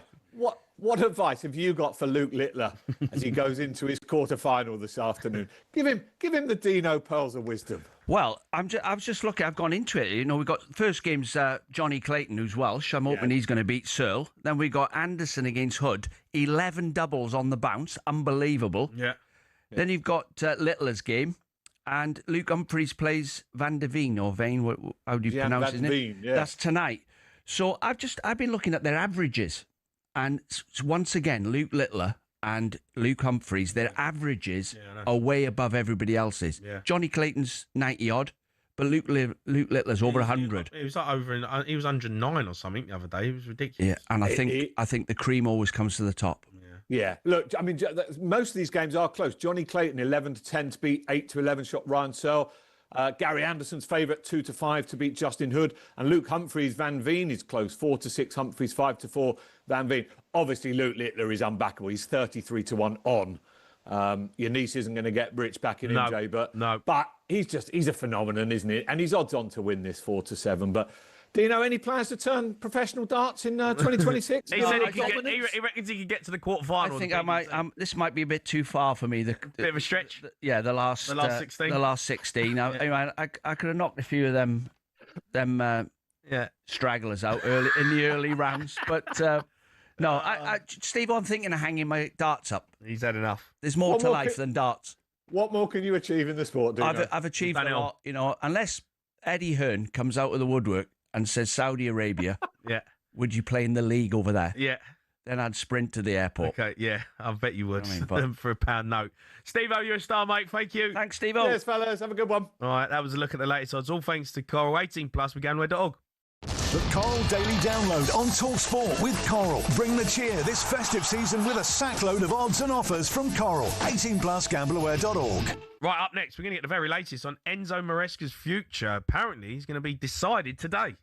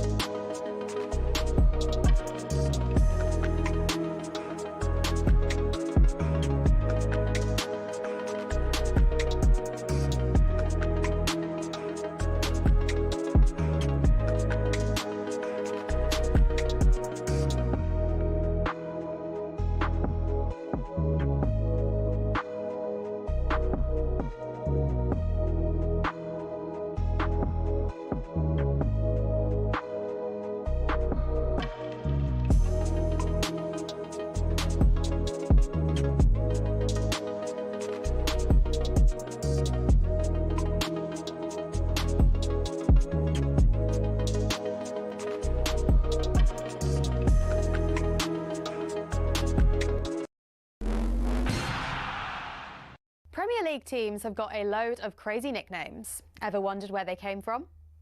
Some are pretty straightforward. Arsenal are the Gunners because they were founded by a group of munitions workers, and Bournemouth are the Cherries because their old stadium was built right next to a cherry orchard. Then there's Everton. They're dubbed the Toffees, but why? Well, because when the club was formed, just down the road there were two local toffee shops. Ipswich Town nicked their nickname off their opponents in the late 90s, Birmingham. The term Tractor Boys was chanted as a way to tease the team about their farming background, but they started using it themselves as a way to cheer on the team in victory instead. Take that, Birmingham. Let's head to Leicester, famous for more than just a red, well, orangey cheese and Jamie Vardy. Leicestershire's also the birthplace of fox hunting, hence the Foxes. Crystal Palace's nickname came from an extreme makeover. They were having a nightmare run in the 70s, and when they were relegated, their manager, Malcolm Allison, wasn't having it. I know what'll make us better, he thought, a new nickname. The Strong and Deadly Eagle sounded like a pretty good bet. And there's more to that story. Brighton used Palace's nickname to inspire their own. Ooh, bird, they thought. Let's just pick a different one for us. And so, in a heated match between the two teams back in 1976, when Palace fans began chanting, "Eagles, Eagles," Brighton fans had the perfect reply. Seagulls, seagulls. So next time the away ends chanting their crazy nickname, you'll now know exactly where it came from.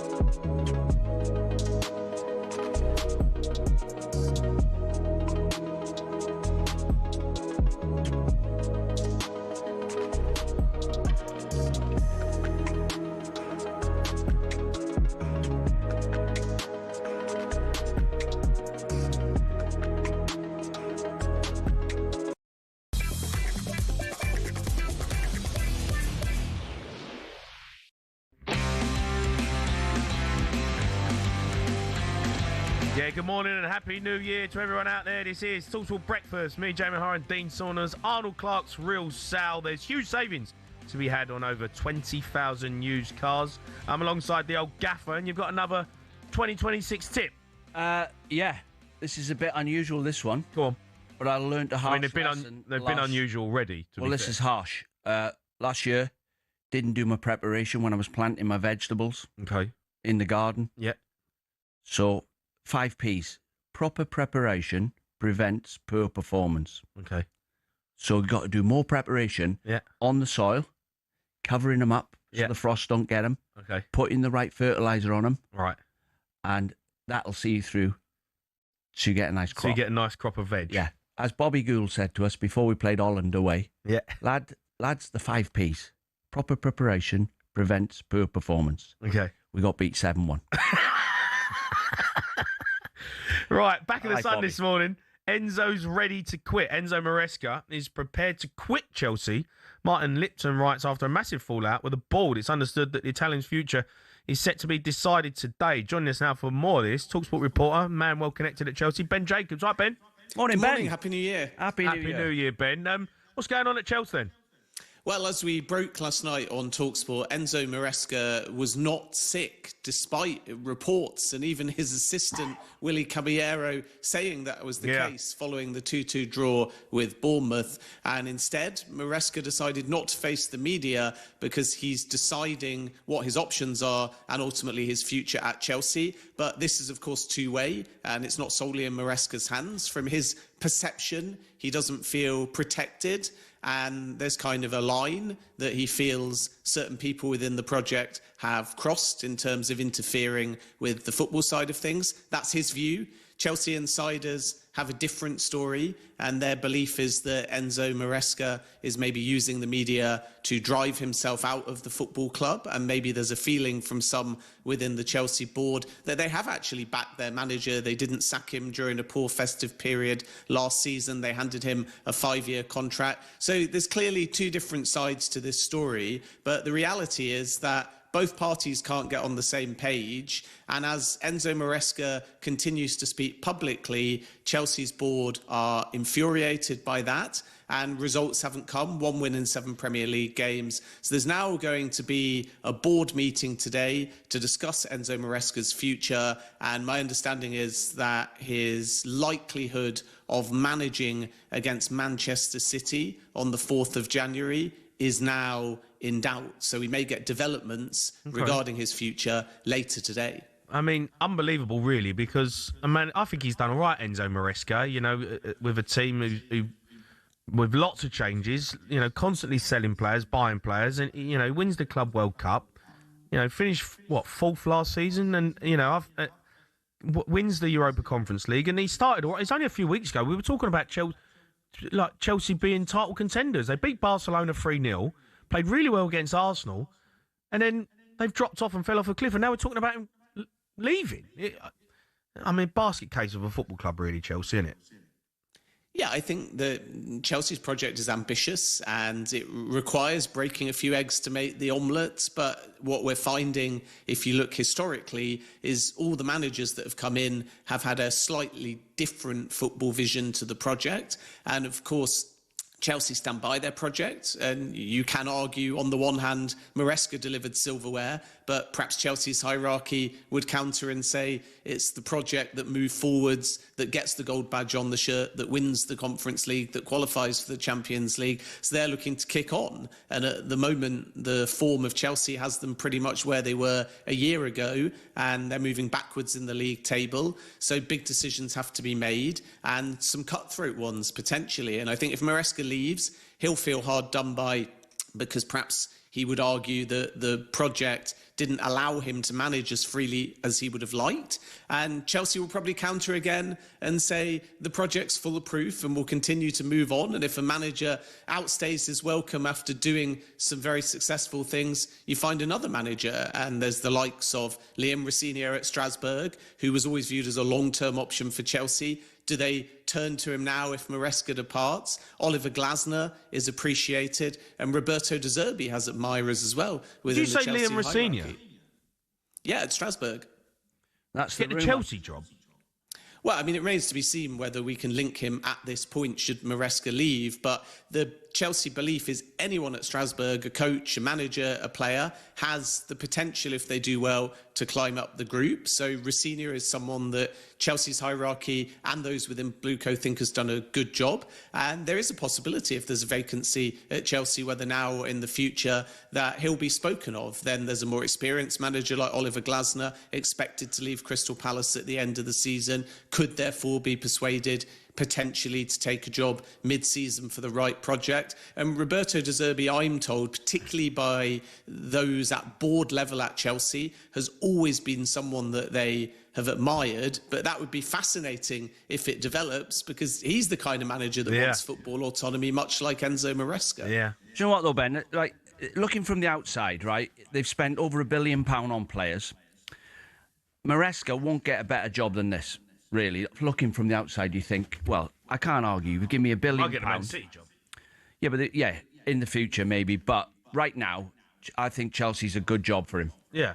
So they give you £1 million. You can't complain about the funds being pushed forward. But being a manager myself and knowing when you've got 33 players that are not playing, you've got 11 you've picked, and you've got another 33 walking around with their face on the floor. Yeah. It's going to be a difficult job, this. Especially when they know you haven't signed them.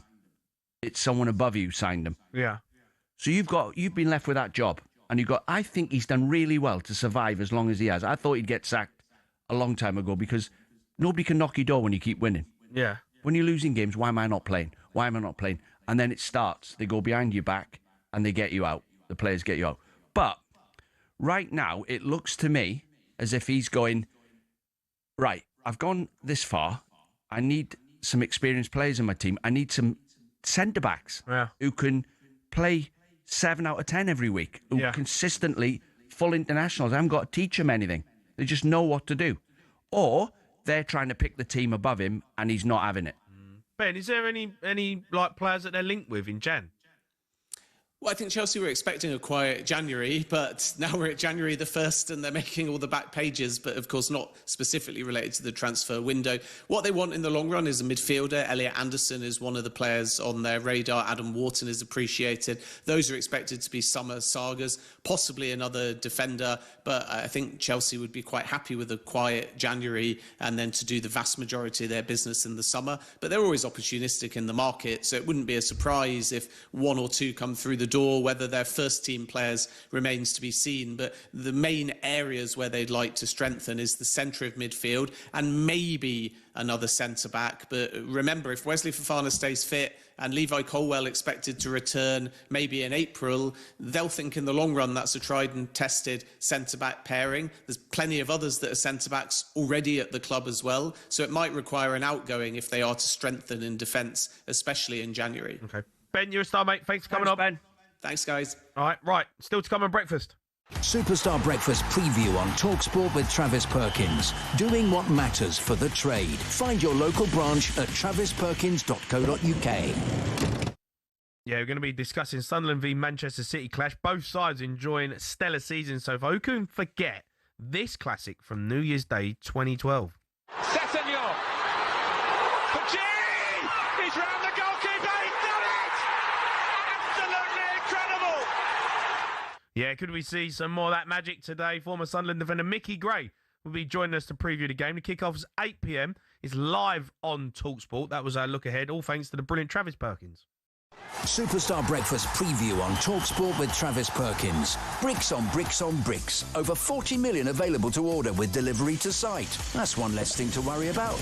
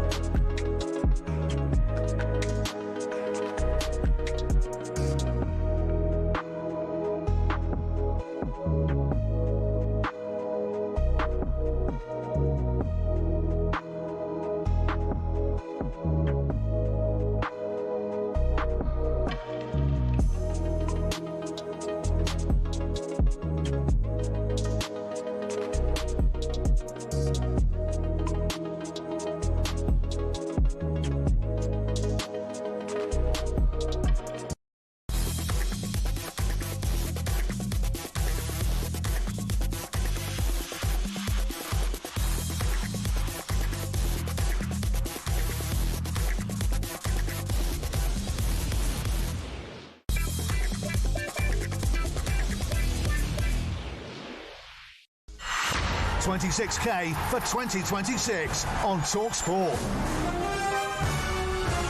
Yeah, good morning. TalkSPORT Breakfast. Me, Jamie O'Hara, Dean Saunders. TalkSPORT promising a very lucky someone, the perfect start to this year. Dino, tell us more.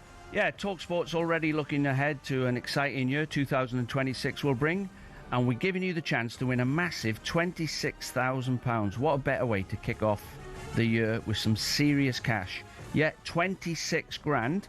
It's our biggest cash giveaway, and it could be yours. It's 26 grand for 2026. Here's how to enter. Yeah, for your chance to win, text WIN to 83338. Text costs £2.50 plus your standard network rate. Or call 0343 423 9761. Lines closed 12 p.m. on the 9th of January in 2026. That's when you'll need to answer your phone if it rings. UK residents only, 18 plus. It's a network promotion. Full T's and C's at talksport.com/win. So you have a chance to win 26 grand. Text WIN to 83338 now. Good luck. Well done. 26k for 2026 on talkSPORT. Right, every hour we're going to give our off-the-cuff specialist, Dean Saunders, 2.5 minutes to call the fate of 5 Premier League clubs for 2026. By around 11:40, he will have had his say on 20 of the current sides. Their fates for the year ahead will be sealed. If you're ready, DJ John, with a fresh set of teams, let's go. Sunderland, well, their target was to stay in the league. They've shocked everyone. I think they've surprised themselves. They got Xhaka, which was a good move. Yeah. He sort of pulled them all together. Yeah. They've lost 6 players, gone away to the African nations, but they're on 28 points on January the 1st. Yeah. They need a few more wins and they're safe, and then they can build on that again. But they're doing absolutely brilliant, beyond what anybody thought. Fair play. Everton got the David Moyes factor with him sitting there quietly in 8th spot on 28 points, and he's got them organised. And what he does as well, he stops the self-destruct, which you see teams doing every week. Do not play in the wrong areas. Get the ball into their half the pitch without lumping it. Yeah. Play through properly, and don't give goals away. Yeah. And he's got them like David Moyes would. Yeah. Cruising along, build. Nottingham Forest. Forest, they've got Sean Dyche, Ian Warne and Steve Stone have gone in there, put the usual, same as David Moyes. Don't self-destruct. If it's a scrap, we scrap. If it's a football match, we'll play them at football. If it's a running match, we're fitter than you. Yeah. He'll get them all as fit as fiddles. And he's got a good group of players, probably the best group of players he's ever managed. Need to score more goals, though. They're not scoring enough goals. Making chances last week, 21 shots. Yeah. Lost 2-0. Lost 2-0, so he's got to change that, and he will. Newcastle. People are not having this when I've said it, but Newcastle not sitting in 10th at the minute, sitting in 10th, not where they want to be. They've lost Isak, who's their best player. I don't care what you say. You take Isak's goals out of Newcastle, it's going to affect them. The boy who's come in, Waldemar's come in, he's got 9 goals, done well.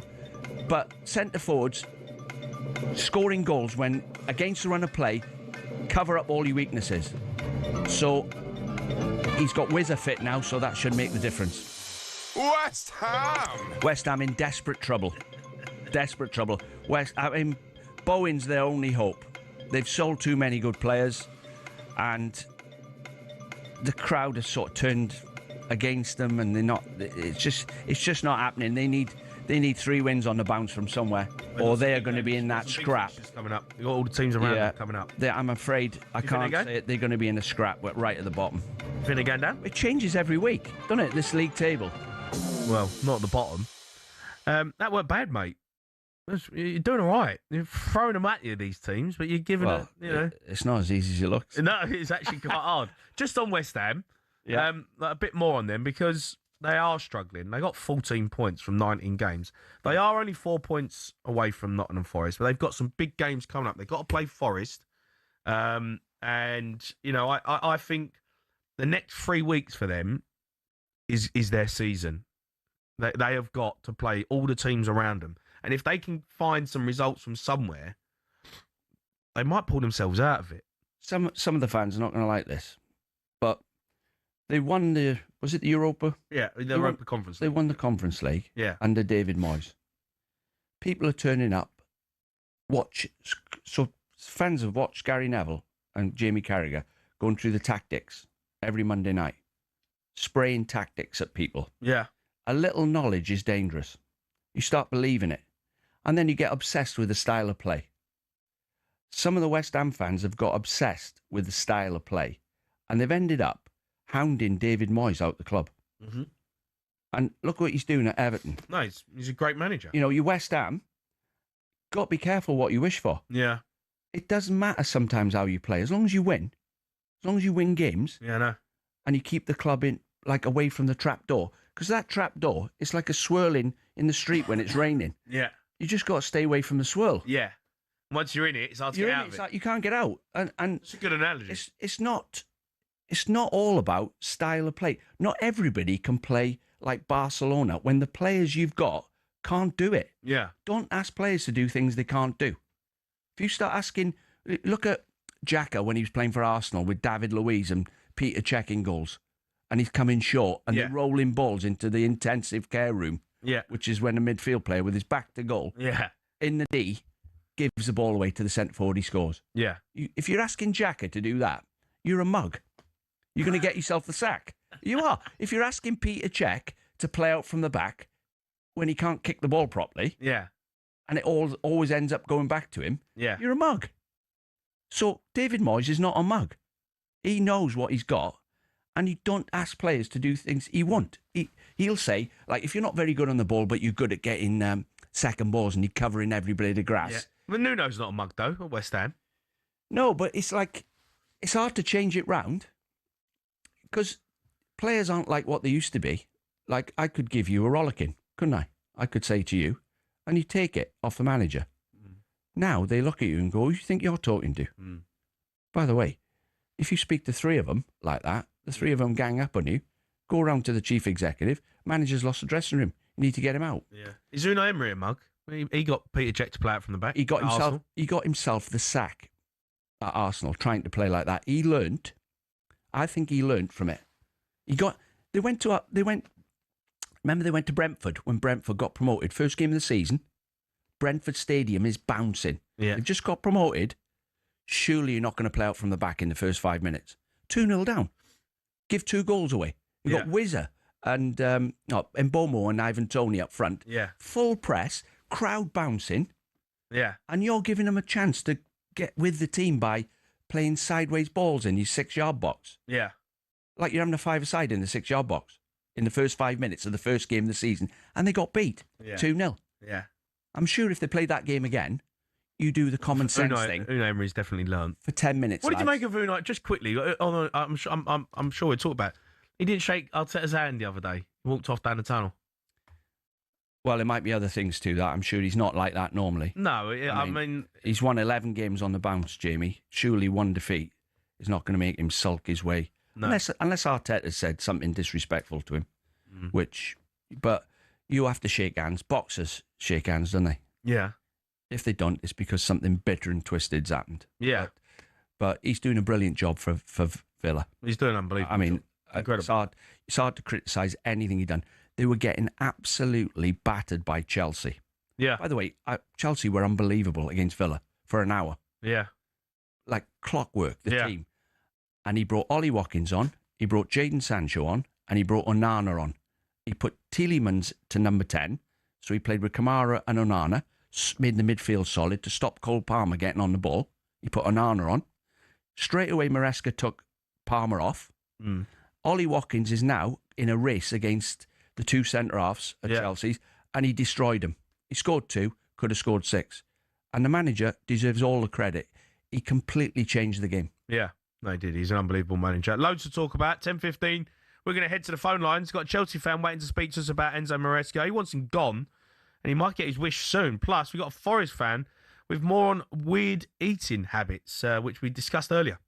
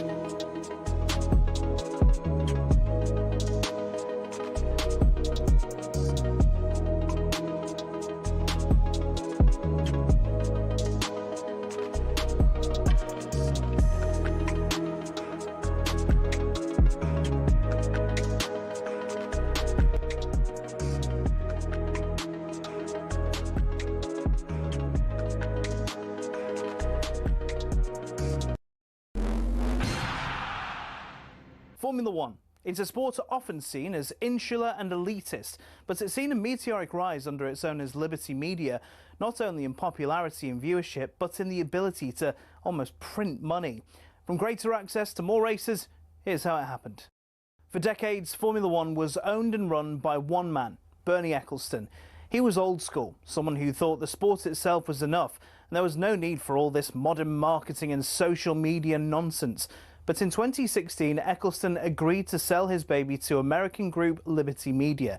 It cost Liberty Media $4.4 billion, and they quickly got to work. We got an F1 app almost immediately, and teams were allowed to show us more from behind the scenes.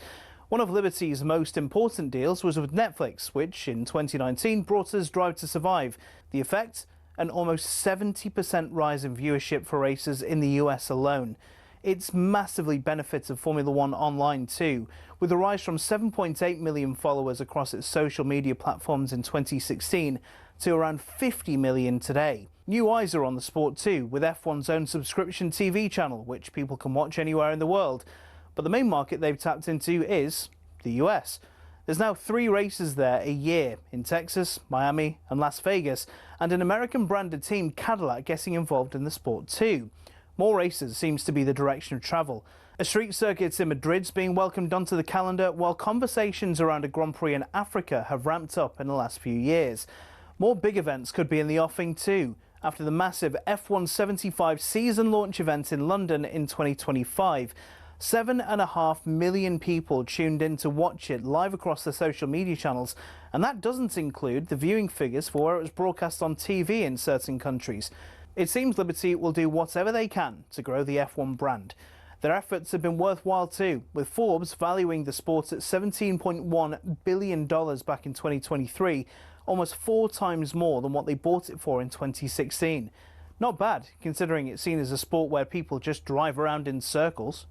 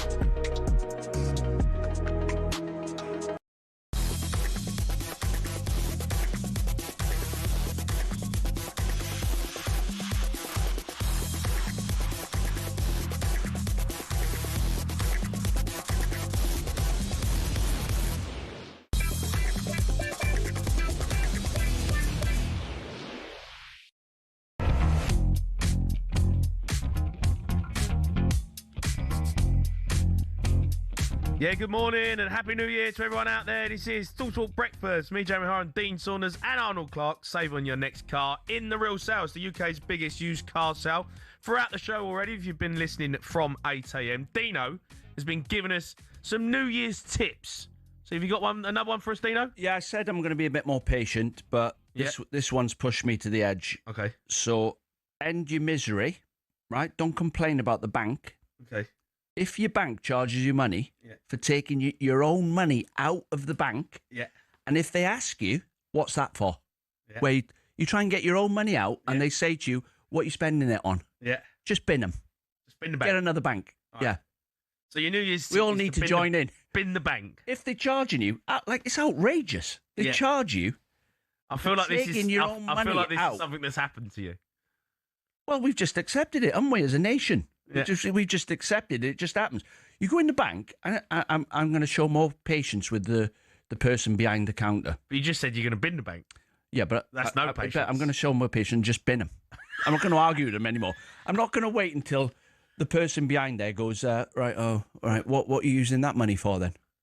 Well, none of your business. It's my money. Spend it where I want. Yeah. So instead of getting a hump and getting involved in a heated debate about my own money, just bin them. Okay. Let's find a bank that doesn't charge you for taking your own money out and doesn't ask you what you're spending your money on. It's private. Right. Thanks very much. Yeah. There we go. That's a good tip. Bin them. Yeah, all right. Save the stress. I need to change my bank, to be fair. Why? It costs too much. What do you mean? Well, I'm with Coots. You put in that amount of money in. It's costing me You too with much. Coots? Yeah. You big time Charlie. You always have been.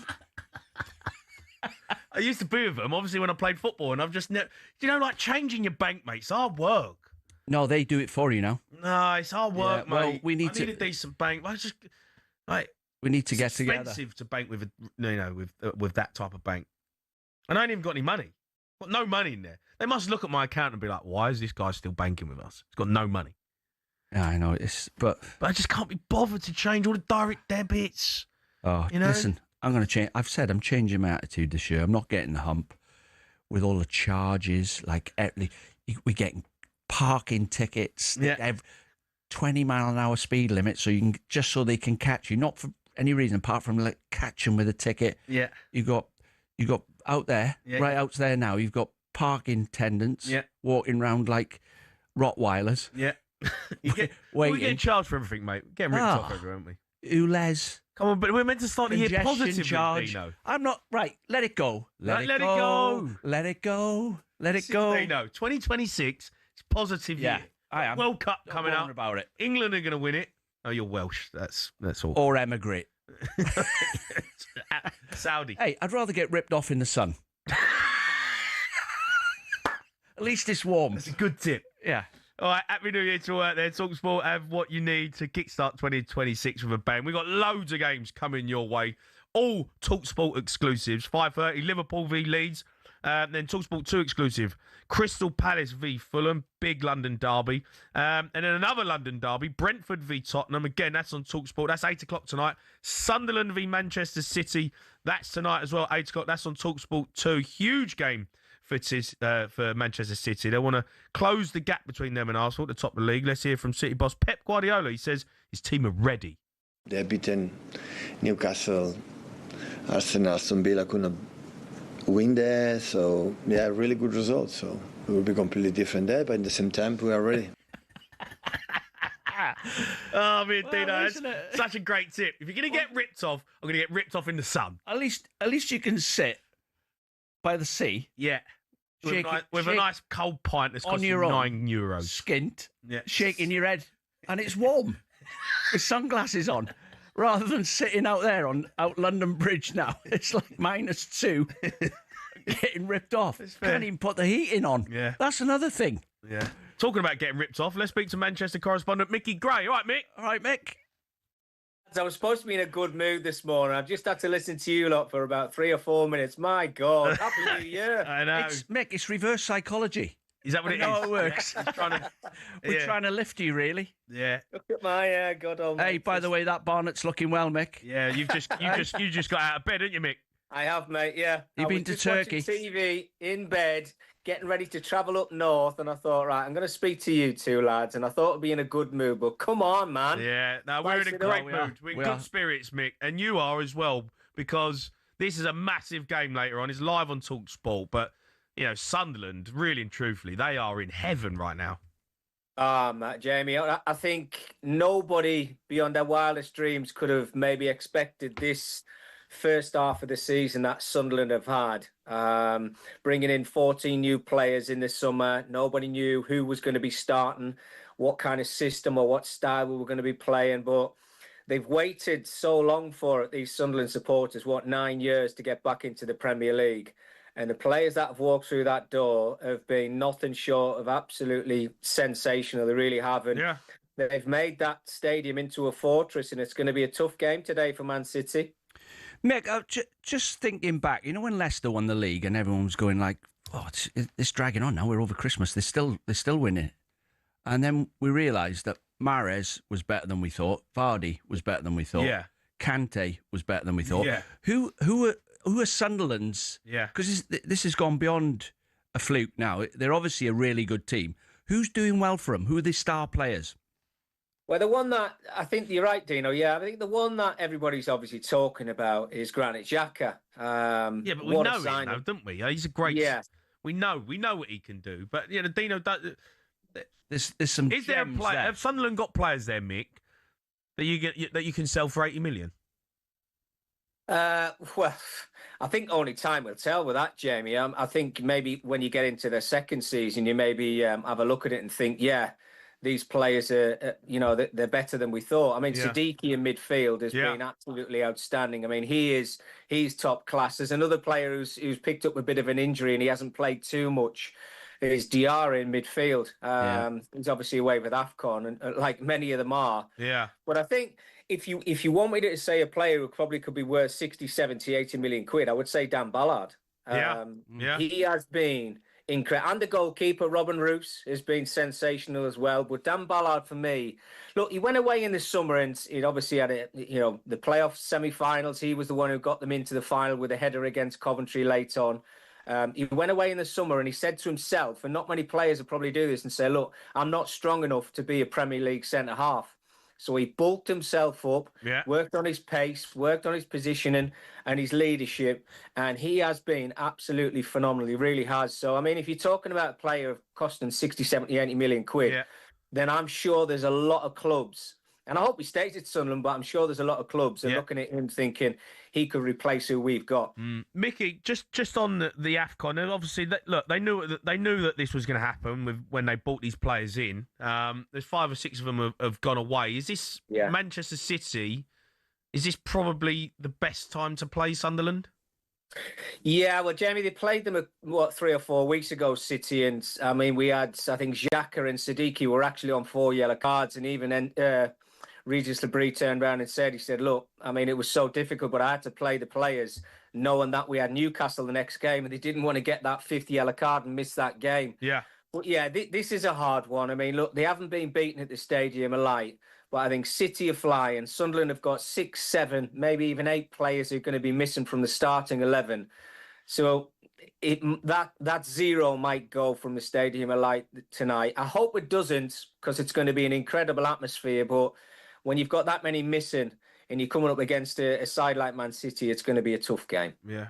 Mick, I remember talking to you when Sunderland slipped out of the Championship into League One and they got beat somewhere in a League Cup game. And I remember talking to you and you were like depressed. What a journey they've gone on to get to where they are now. You couldn't have had a bet, could you? No, it's unbelievable. No. Without a doubt, Dino. Like you say, the club was just going, well, it was going nowhere, but it was a horrible place to be. And some of the players that were coming through the door just weren't clearly good enough. We had a couple of owners who kind of took the club on as a whim, and it never worked for them. But now we've got this Kieran Louis-Dreyfus, who's been at the club for quite a few years now. He's a young chairman. He's ambitious, and they're getting everything right on and off the field. The recruitment's been absolutely outstanding, and they've had to kind of grow into the Championship. Look, there were 24 points behind, I think it was Ipswich and Leeds last season. Yeah. But what a turnaround. Jump into the Premier League and obviously have the start that they've had in the first half of the season. Yeah. And like I say, Dino, it's not by luck. They are a good side. Yeah. A really good side. I don't know what's going to happen in January. I think a couple of players might go out. Patterson, I think there's a bit of interest for the goalkeeper who actually got them into the Premier League. I think Southampton are looking at him in, maybe 1 or 2 others. But they might actually bring a couple more in that we don't know. They might surprise us again and they might kick on. Who knows? But the thing is, though, Mick, I know, look, it's been unbelievable, but Sunderland are a big football club. Do you know what I mean? I played at the Stadium a lot in the Premier League, and, you know, it's a fortress there. There's like 40,000 people turning up every week. Yeah. You know, like, it's a proper football club. And I know they had turmoil, and I know that and it went sour, but, you know, they are a bit of a sleeping giant. Yeah. Yeah, it's a massive club, Jamie. You say if you ever come to the city, all they want to talk about is football.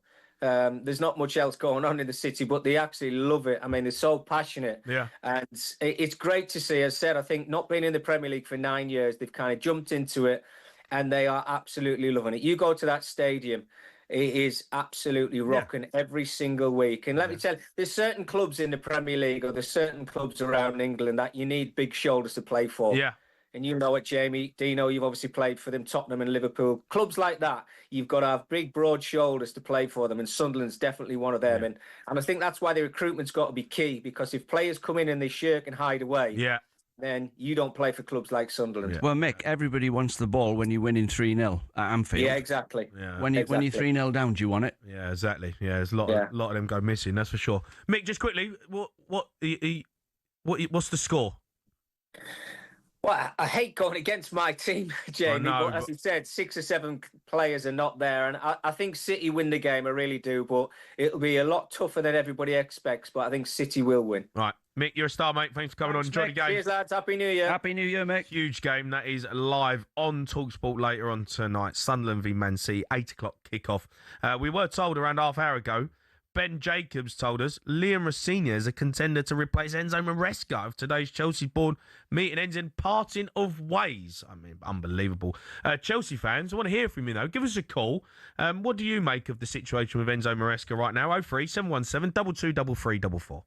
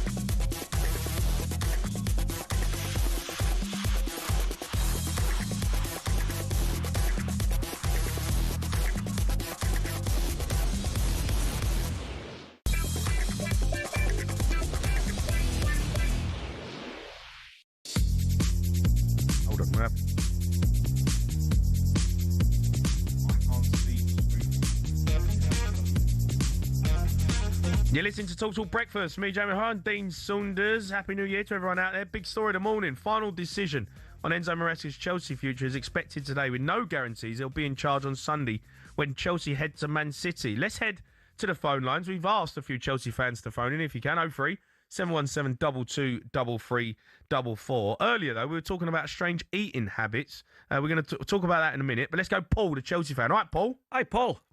Good morning and Happy New Year to both of you. Happy New Year, Paul. Look, what's gone on at Chelsea? Because you played Barcelona, you're fantastic.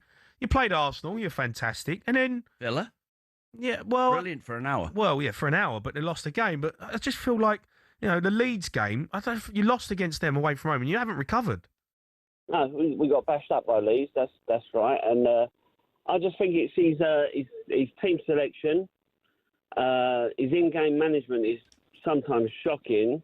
I mean, I spoke to your colleague the other week, Martin O'Neill. I see him in the street and I was having a chat with him. We played one game, we had 3 right-backs on the bench and he picks the centre-half at right-back. I mean, everyone lauds about, we won 2 trophies. The conference final, we should have been 3-0 down for the team he selected. We was 1-0 down, he made the changes there and we won the game. But the Club World Cup, though, you beat PSG. Yeah, but then we lost to Flamenco. But, the Club World Cup, let's be honest about it. You can say what you want about it, but you still won it, right? People can have a moan about it, but it's, I get that, you got to give him credit. You got top 4, you won the Club World Cup, and then you won the Europa Conference League, right? It is what it is. Maresca took in charge and you were in it, so you had to play it, and you won it. Yeah, but I understand. I think he's got to go for our sake and his sake. You want to get rid of him? You want him out? I want him gone, mate. Yeah, of course. I mean, again, I go back to the Man United game. Sanchez gets sent off, and he changed. He takes Neto off, even though he knew that Palmer was injured. Yeah. Yeah. Here's a question. Here's a question for you, Paul. Right? I can't answer it. I don't know who we're going to get. Are you that good? Do you know, like, you're 5th in the table, and I look at the teams above you: Arsenal, Man City, Villa, and Liverpool. They've got better players than you. Like, they got world-class players. All right, Cole Palmer is a world-class player, but he's coming back from injury. Casado, he's dropped off in form, but he's, I'd probably class him as a world-class player. But apart from that, I look at your team, and I go, Liam Delap's up front. He ain't really hit the heights yet. I know he's been injured. João Pedro, he's all right. He's a good player. Neto's a really good player, but he can be hit and miss. I look at it and go, well, are you that good? Where you're sitting here going, well, we're going to sack the manager. You're 5th in the table, and that's probably where you deserve to be. Yeah, I agree with we are not where we should be, but the recruitment. This is another thing why I'm saying he's got to go for his own sake. The recruitment that they've done, some of it like Badishil and Tosin and Desai, and do you know what, Paul? I think what they've done, like Todd Bowley, he's gone, and the people he's got with him. Right, well, let's spend £1 million on players, right? We'll get you be chief executive, you be director of football, you do the recruitment, and we'll just go out and we'll get a load of young players and we'll sell them on and we'll build a team. Yeah. Oh, we need a manager, or just put someone in charge who's not going to get in the way of what we're doing. And is not going to keep saying no every time we suggest a player to him. Yeah. Because he's not signed him. And he's gone to Maresca, just go and coach them. Yeah, there's a group of players, go and coach them. And because he's got a bit of power now, he's won something, and he's looking for the next level. Yeah. He's obviously gone to him and said, right, I need to sign some players that I want to fit my jigsaw puzzle. Yeah. Not what you want. And they've gone, yeah, we did warn you when we give you the job. You just coach players. We'll decide who comes and goes. So that's what it looks like. So you think Enzo Maresca's had enough? He's getting the hump with it. He's either getting the hump with it, or they've said to him, "By the way, we've spent £1 billion, and you've won 1 game in 7. That's not good enough. One or the other." Paul, who would you bring in? Well, this is the big problem. This is what I can't answer that. I've got no idea who would bring in. If you're going to bring in a Liam Racina or a Cesc Fabregas, it's going to be the same thing, isn't it? They're going to tell him, these are the players we're going to give you. And this is what go with it. This is why I'm saying, in Maresca's defence, he's got to go for his own thing. If he's going to be told who's got to play and who's got to pick, then he's got to go for his own sake. I want someone. And one thing I've got to say, last thing is about why can't you pick a settled team? Why can't you play 2 times a week? Well, is he saving players' legs? Is he saving their legs, or is he just trying to keep people happy because he's got that many players? Well, again, yeah, I think he's trying to keep people happy. He's made 85 changes up till last week. There's been a few more again. And I agree with you. He took Cole Palmer off against Aston Villa at 1-1. He took Cole Palmer off the other day. Why can't he? Surely, if you've been out injured, you need. Who made this rule up? You've got to come off after an hour. Exactly. Well, the sports scientists. They're running the game. Why is it not 59 minutes then? Why is it not 61 minutes? Why is it on the hour that managers are bringing subs on, as if to say they can play for an hour, bring them off? Look at the kid Esteval. Esteval is hardly playing him. And he comes on, he's like a world beater. No, he is good, Esteval. But I think you're protecting him a little bit. He's a young kid. I get what you're saying with Esteval, but I do think you've got to manage him. And you lost the game. I watched him against Leeds. He started him, right? Against Barcelona, he was brilliant, right? And then I think he played well against Arsenal as well. But then he started him against Leeds away, and he hooked him at half-time. He was terrible because he's a young kid, Leeds away. Do you know? It's a tough game. So I think there has to be a little bit of protection with Esteval. He done well against Bournemouth, got a penalty. Semenyo brought him down, went at people in the box. No, he's brilliant. He played well. I love him. He's a superstar. And the reason he never beat Bournemouth is Garnacho's fault. He's let his man run twice from long throws at the back post. Watch the goals again. He just lets his man run off him. Inexperienced footballer. That's what happens when you've got inexperienced players. Yeah. All right, Paul, listen, mate, I appreciate your call. Chelsea fans, you can get involved in the show. You can have your say. It is up, it's up for debate. Enzo Maresca potentially might not be the manager come the weekend. It's incredible, really, but no guarantees he's going to be in charge against Man City. So get involved. 03717 22 33 44. We've got more Dino's tips as well coming up next.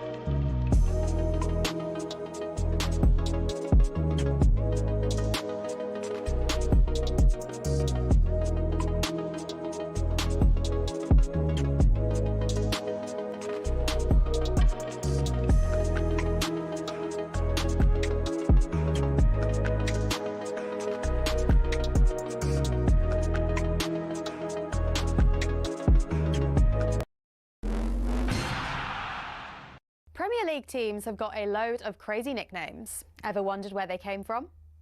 Some are pretty straightforward. Arsenal are the Gunners because they were founded by a group of munitions workers, and Bournemouth are the Cherries because their old stadium was built right next to a cherry orchard. Then there's Everton. They're dubbed the Toffees, but why? Well, because when the club was formed, just down the road there were two local toffee shops. Ipswich Town nicked their nickname off their opponents in the late 90s, Birmingham.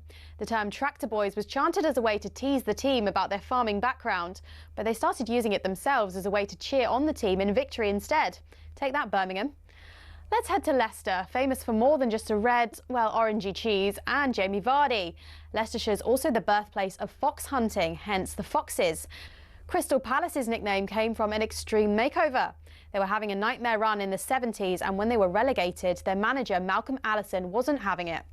I know what will make us better, he thought, a new nickname. The Strong and Deadly Eagle sounded like a pretty good bet. And there's more to that story. Brighton used Palace's nickname to inspire their own. Ooh, bird, they thought. Let's just pick a different one for us. And so, in a heated match between the two teams back in 1976, when Palace fans began chanting "Eagles, Eagles," Brighton fans had the perfect reply: "Seagulls, Seagulls." So next time the away ends chanting their crazy nickname, you'll now know exactly where it came from.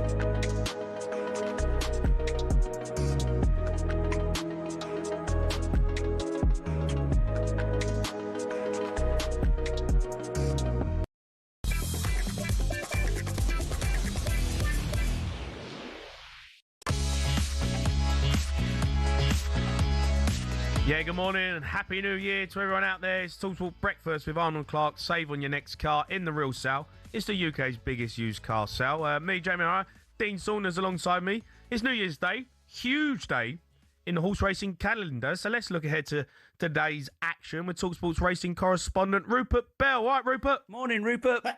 Happy New Year to you both. Happy New Year. Yes, busy racing day. I'm just about to brave the traffic jams getting into Cheltenham because they're expecting a huge record day, New Year's Day attendance. So happy days, great racing. And, just obviously we're about 10 weeks away from talkSPORT's annual descent on Cheltenham for the festival. But New Year's Day it is, so happy days. Yeah, can't wait for it. Cheltenham, obviously, you've got some big races happening. What the main event? Who's the horses to look out for? Because I had a good day at the King George route, but, I backed old Harry's horse and got me a few quid. I'm ready to go again.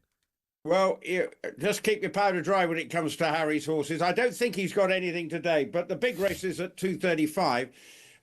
But there's a bit of a short price favourite. Dan Skelton and Harry Skelton are obviously such a potent combination. Now he's hoping that this year he can hold off the Willie Mullins challenge for champion trainer. But Cabral de Mathin is rated pretty highly in the Railkeel hurdle, always a New Year's Day highlight at Cheltenham.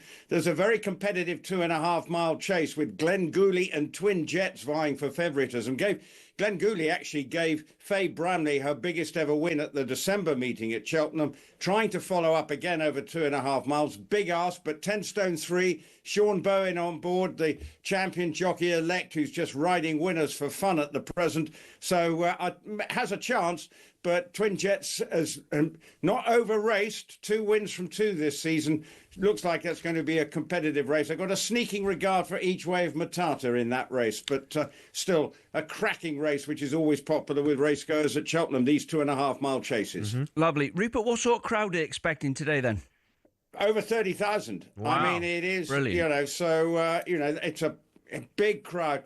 They got 17,000 to the King George, but Kempton can't just take the crowds there. And obviously, I think we spoke on New Year's Day, on Boxing Day, about Kempton's future. But they did have a really good attendance, and racecourses absolutely of this period of sort of Christmas and New Year, Warwick would have had a crowd of over 7,000 yesterday, which is enormous for the racecourse. Sadly, Exeter's has fallen victim to the weather, and that would be a blow because they'd have expected a big crowd. Windsor likewise today. So it's a big day in terms of racecourse revenue. With a crowd of 30,000, we get 50-odd thousand for the festival. But I think this is probably the biggest day in terms of attendance at Cheltenham outside the festival. Rupert, obviously you build up to the Cheltenham races, the horses, they're trying to gather some form, building up to that one. Is there horses that are racing today who will be looking at with having an eye on Cheltenham, the big one? Well, not necessarily the Gold Cup. I think we saw that at Kempton. But what you will be seeing, all the supporting races, Cabral de Matha in the big hurdle this afternoon. What might that target be for the festival? Maybe the stayers, just looking at what's around. So everyone, every weekend now, every trainer's if they've got a good horse, will be thinking, can they find a way of getting the horse to the festival? Not just in the championship races. We've seen some great performances over this Christmas period. Lossiemouth over in Ireland. Sergino putting himself firmly in the champion hurdle picture, coming back after that year off. So there's been so many races, but sometimes we get distracted from the festival. There's good prize money to be won outside the festival. And so for some trainers, they may not be concerned about the festival. They may be thinking, right, I'm going to scoop a big prize today. And that almost will feel like winning at the festival, wherever it is, whether at Windsor, they got a race worth £52,000 to the winner for the New Year's Day hurdle. So big value prize money, but obviously most people, it's the holy grail for most people to have a runner at the festival. Yeah, it is the holy grail down there. It's a great day out, that's for sure. You mentioned Windsor. Exeter's been called off, right? So that one's gone. Is there any other ones who've lost out to the weather? No, not today, but there may be concerns over the next few days. But Musselborough's got a big day as well, so celebrating Hogmanay. They'll have a big crowd. So it was only Exeter. They had a second inspection, but unfortunately the frost didn't get out of the ground because obviously we start racing quite early given the time of the year. First race 11:45 somewhere today. So and first race at Cheltenham is at 12:15. So sadly for Exeter, all other meetings, all systems go. And hopefully we get in and out without any problems. Yeah. We've been chatting about New Year's resolutions and traditions. You got any for us, Rupert? No, I'm bar humbug, mate. My New Year's resolution is to not get so angst every time the Villa play. Try and be more calm, because I pace around like an absolute idiot when I'm watching it on television. I can't sit still for a second. Drives everybody mad. So that's going to be my New Year's resolution. Stay calm, because it's basically only a game of football. And they've got to bounce back, Rupert, haven't they? They won 11 games on the bounce, a club record, and it's no shame getting turned over by such a good team as Arsenal. So they've got to bounce back from that. That's where we'll see what they're made of. How are you going to react to that? Well, exactly. But Cash and Kamara should be back. They were suspended. I don't think we played too badly until the first goal went in. Unless I saw a different match. But the game at Nottingham Forest, 12:30, I will be there, chained to my seat. Hopefully we do bounce back and we can get behind the team. Look, we're third. Unbelievable. Let's just put it in perspective. Yeah. Who'd have thought after the start? We've spent nothing really in close season, yet here we are. We're not just punching above our weight. We are basically putting in some knockout blows, and hopefully that's just a setback. It was always going to end sometime, we beat Arsenal with that wonderful last-minute goal by Buendia. It was always going to be a big ask, but we'll bounce back. And let's hope we go. If we go on another 11-match unbeaten run, then we might win the title. Yeah, you might win the league. But fair play to you. It's been an unbelievable season. Rupert, you're a star. Cheers, Rupert. Yeah, Happy New Year, everyone. Happy New Year's, everyone. That was Rupert Bell there down at Cheltenham today. Big day of racing. Snow's coming. Snow is coming. But by the way, 30,000. That's unbelievable. But can we just get it out there? Go on. It's not one of my tips, but the people who are in charge of the gritters, the government and all that, just to let you know, the snow's on its way. Yeah.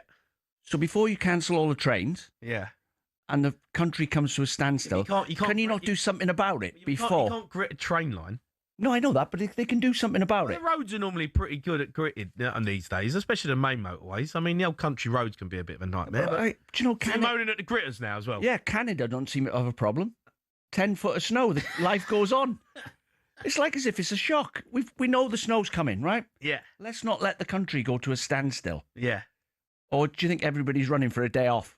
Yeah, I think it's a good old excuse, that one. It's snowed in. Snow on the line. Yeah, snowed in. Sorry, Gaffer, can't get in today. Anyway, I wasn't going to say that anyway. So my next tip. Oh, go on in. Here's another tip. This is as I said, I'm going to be more patient this year. Yeah. But just to get this out of the way. So all the vets out there, they change their attitude towards 2026. Okay. Vets? Right? Yeah, vets. Okay. Because your dog goes in to see the vet. Yeah. And you come out with like £1,000 bill. Yeah. He only had his nails clipped. You know what I mean? Yeah. Yeah. Or this is a horror story. Right. I know this woman, she had a Newfoundland puppy. Right. Right? She bought the puppy and she didn't realise, but it needed 2 new hips. Right. Not a joke. Okay. Right? So the dogs had to have 2 new hips put in. Yeah. How much do you think it cost? About $5,000. 12 grand each. Each hip? Yeah. So she's got an option, hasn't she? She either puts the dog down, Yeah. which she can't. Her heart's stopping her doing it. Yeah. Or she takes a loan out and pays. So how can you charge that much money? I mean, if your dog stays in the vet overnight, 250 quid. Yeah. You can get a room in London for 100 quid. Not a kennel. How can you charge 250 quid? Someone needs to get a grip of them and say you're overcharging people and you're tugging on our heartstrings. Right. Because you can't bring yourself to put the dog down. So we're getting ripped off by the vets now? We're getting ripped off by the vets. Okay, and that's your Get a grip. Change your attitude. Be fair. Okay. Brilliant. Let's look ahead to the next hour of the show with Benchmarks, part of the Travis Perkins Group. Superstar Breakfast preview on talkSPORT with Benchmarks Kitchens and Joinery. Get trade prices on kitchens to suit all styles and budgets at Benchmarks.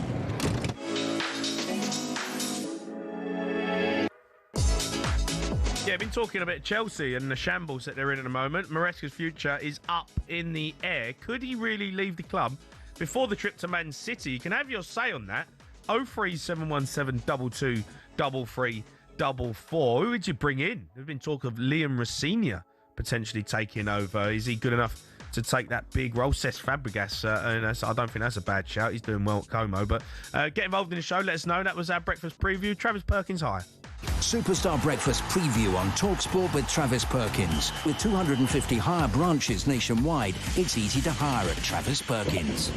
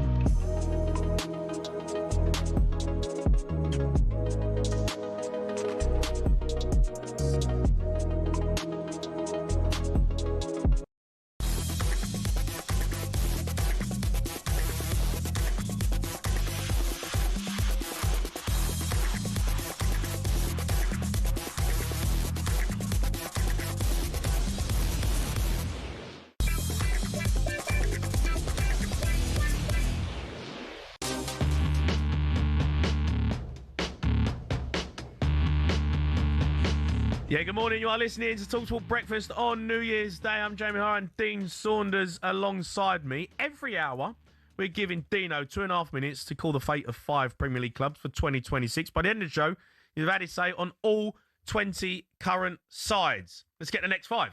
Tottenham Hotspur. Oh, Tottenham. Managers took over. Thomas Frank, he's a good manager, proven. Just needs to get all his players fit. Yeah. And then the formula will fall into place. All he needs to do is keep getting results like he did the other day. 1-0. Keeps the Wolves from the door. Yeah. And they're talking about Maresca Is he good today. enough? He's definitely good enough. He knows how to organise a team. He knows how to spoil a game. But also, when he gets Kulusevski fit and the centre forward, Solanke, they'll be a different team. All right. Aston Villa. Can't do much better with the players he's got. If you say, is this manager getting the tune out the players he's got? Yeah. He is, 100%. Morgan Rogers playing out his skin. Nice to see Ollie Watkins back in the goals as well. Yeah. And they started to look more and more solid. Obviously, challenging for the title. So he can't do much better. The fans are behind him. Aston Villa as a club is bouncing right now. Yeah. Yeah, fair play to him. Unbelievable stuff. Manchester City. We're starting to see Pep's sort of chess game, using the players, moving them around. You should be there when the ball's there. We're starting to see that come round again. Yeah. Rodri's fit, so that'll make a difference because he will stand in a place that stops a counter-attack happening without anybody in the stadium knowing what he's done. Yeah.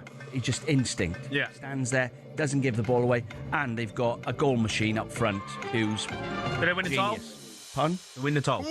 They can win it, yeah, but I don't think they will. I think Arsenal will win it. Wolves, sadly to say, our former club, they're in desperate trouble. They've sold too many players. It's caught up with them. And now they've got, to be fair, they've got a group of players who, most of them play for their country, but they've lost the self-belief, just gradually getting worse and worse. Rob Edwards has gone in, thought he could change it. It is a bit better. Without, every game that he's been in charge, they've been drawing at half-time. Yeah. Up until recently. So I think they're too far adrift. Crystal Palace, they're going to struggle to hold on to the manager. He is overachieving with the players he's got. Mateta, I would have signed him in the summer. Instead of going for Sesko and Gyökeres and all them, how no one went in for Mateta, I don't know. Well, he's struggling to score now, though. But he is a goal scorer who is proven in this league. And rather than gambling on players who hadn't. Anyway, they've got some really good players. They're going to struggle to hang on to them. But Crystal Palace are overachieving as well. Zay, done. Yeah. You started to, you're nearly running out of time there, Dino, but you... It's another 20 minutes before I talk more rubbish. Oh, dear. Jack of all trades, master of none. Yeah. You're getting through them, though, Dino. Fair play. You gave us good insight. Everyone at the moment is mid-table. Oh, well, I said Man City they're challenging for the title. Who else? Villa, challenging for the title. Wolves look like they're getting down. I have said in the last couple of weeks that if Wolves can win one game, you'd be surprised how much belief it gives the players. Yeah. And it wouldn't surprise me if they won 3 games on the bounce. Yeah. Now, everybody who's watched Wolves this season is going to go, you idiot. They're not that bad. They was all right against Man United the other day. And if you win 3 games on the bounce and you put 9 points on your total, you're still adrift. Yeah, no, they're gone, but it makes it respectable. The manager will be talking like this to them. If we can win one game, lads, we can get on a bit of a run. Yeah. And he can't let them give up. No. But Matt Doherty came out the other day. Matt, you played with him. I gave him his debut. And he is a good lad. Yeah, he's a great lad. And he's obviously seen things happening that he don't like. And he's gone, I don't care who I upset. Some of you are looking for the trapdoor to get out the building. Some of you don't want to play. Some of you are hiding. Some of you are blaming everybody else. Stand up, get a Wolves shirt on, and do your job. Why we brought you in, we're paying you all this money in your position. You're good at something. Yeah. Do it. And stop blaming everybody else. That's what he's trying to say. Yeah. He's a good player, Matt. He's done well. He's a good lad. He's a good attitude. Still playing in the Premier League. I played with him at Wolves. Yeah, great going forward. He was. Smells a goal. Yeah. He'll nick 7 goals a season. Good on a night out as well. Right, let's head to some phone lines. I was telling you about my mate who's ketchup with his Chinese is scandalous. But it's got a few of you calling in about strange eating habits and meals. We've got Gary, the Forest fan. All right, Gaz? Hi, Gary. Hello, guys. How you getting on? I'm Good. all right, Happy Gaz. New Year, mate. Happy New Happy Year. New Year to all of you. Yeah. I'm just clearing my fishing tackle away. I'm on the bank fishing. Oh, lovely. What, carp fishing? Carp fishing, mate. Yeah. Are you caught anything? Not a thing. You're not eating them, are you? No. You what? You're not eating them, are you? No. They go So back. you spent New Year's Eve on the bank? Yes. No, Hey. friends. Tight lines. Yeah, tight lines. Tight lines. It's cold, they though, got- Gaz. yeah, It's I cold out remember there, that Gaz. Right. Weird meals. I did 12 years in the forces, and one of the courses I did was survival carder. And on these, you learn all sorts of stuff in case you get captured and you escape. And you learn how to navigate stars and night and tell time and catch food and all that sort of stuff. Right. Now, the guy leading it was an ex-SAS guy. Yeah. Sure, he only did this for fun. And he's teaching us star time and star navigation. Right. Comes to lunchtime, go and get your food, boys. Go and get something to eat. We all go to the naffy. Bacon butties, sausage cobs, cups of coffee, all that kind of stuff. Yeah. So, but when you come back, bring some worms with you. Okay. Right, okay, because this is the classroom lesson. So we're coming back, walk in, and he's there with a big gas bottle cooker, with a grill on top and a huge frying pan and a tray of eggs. Right.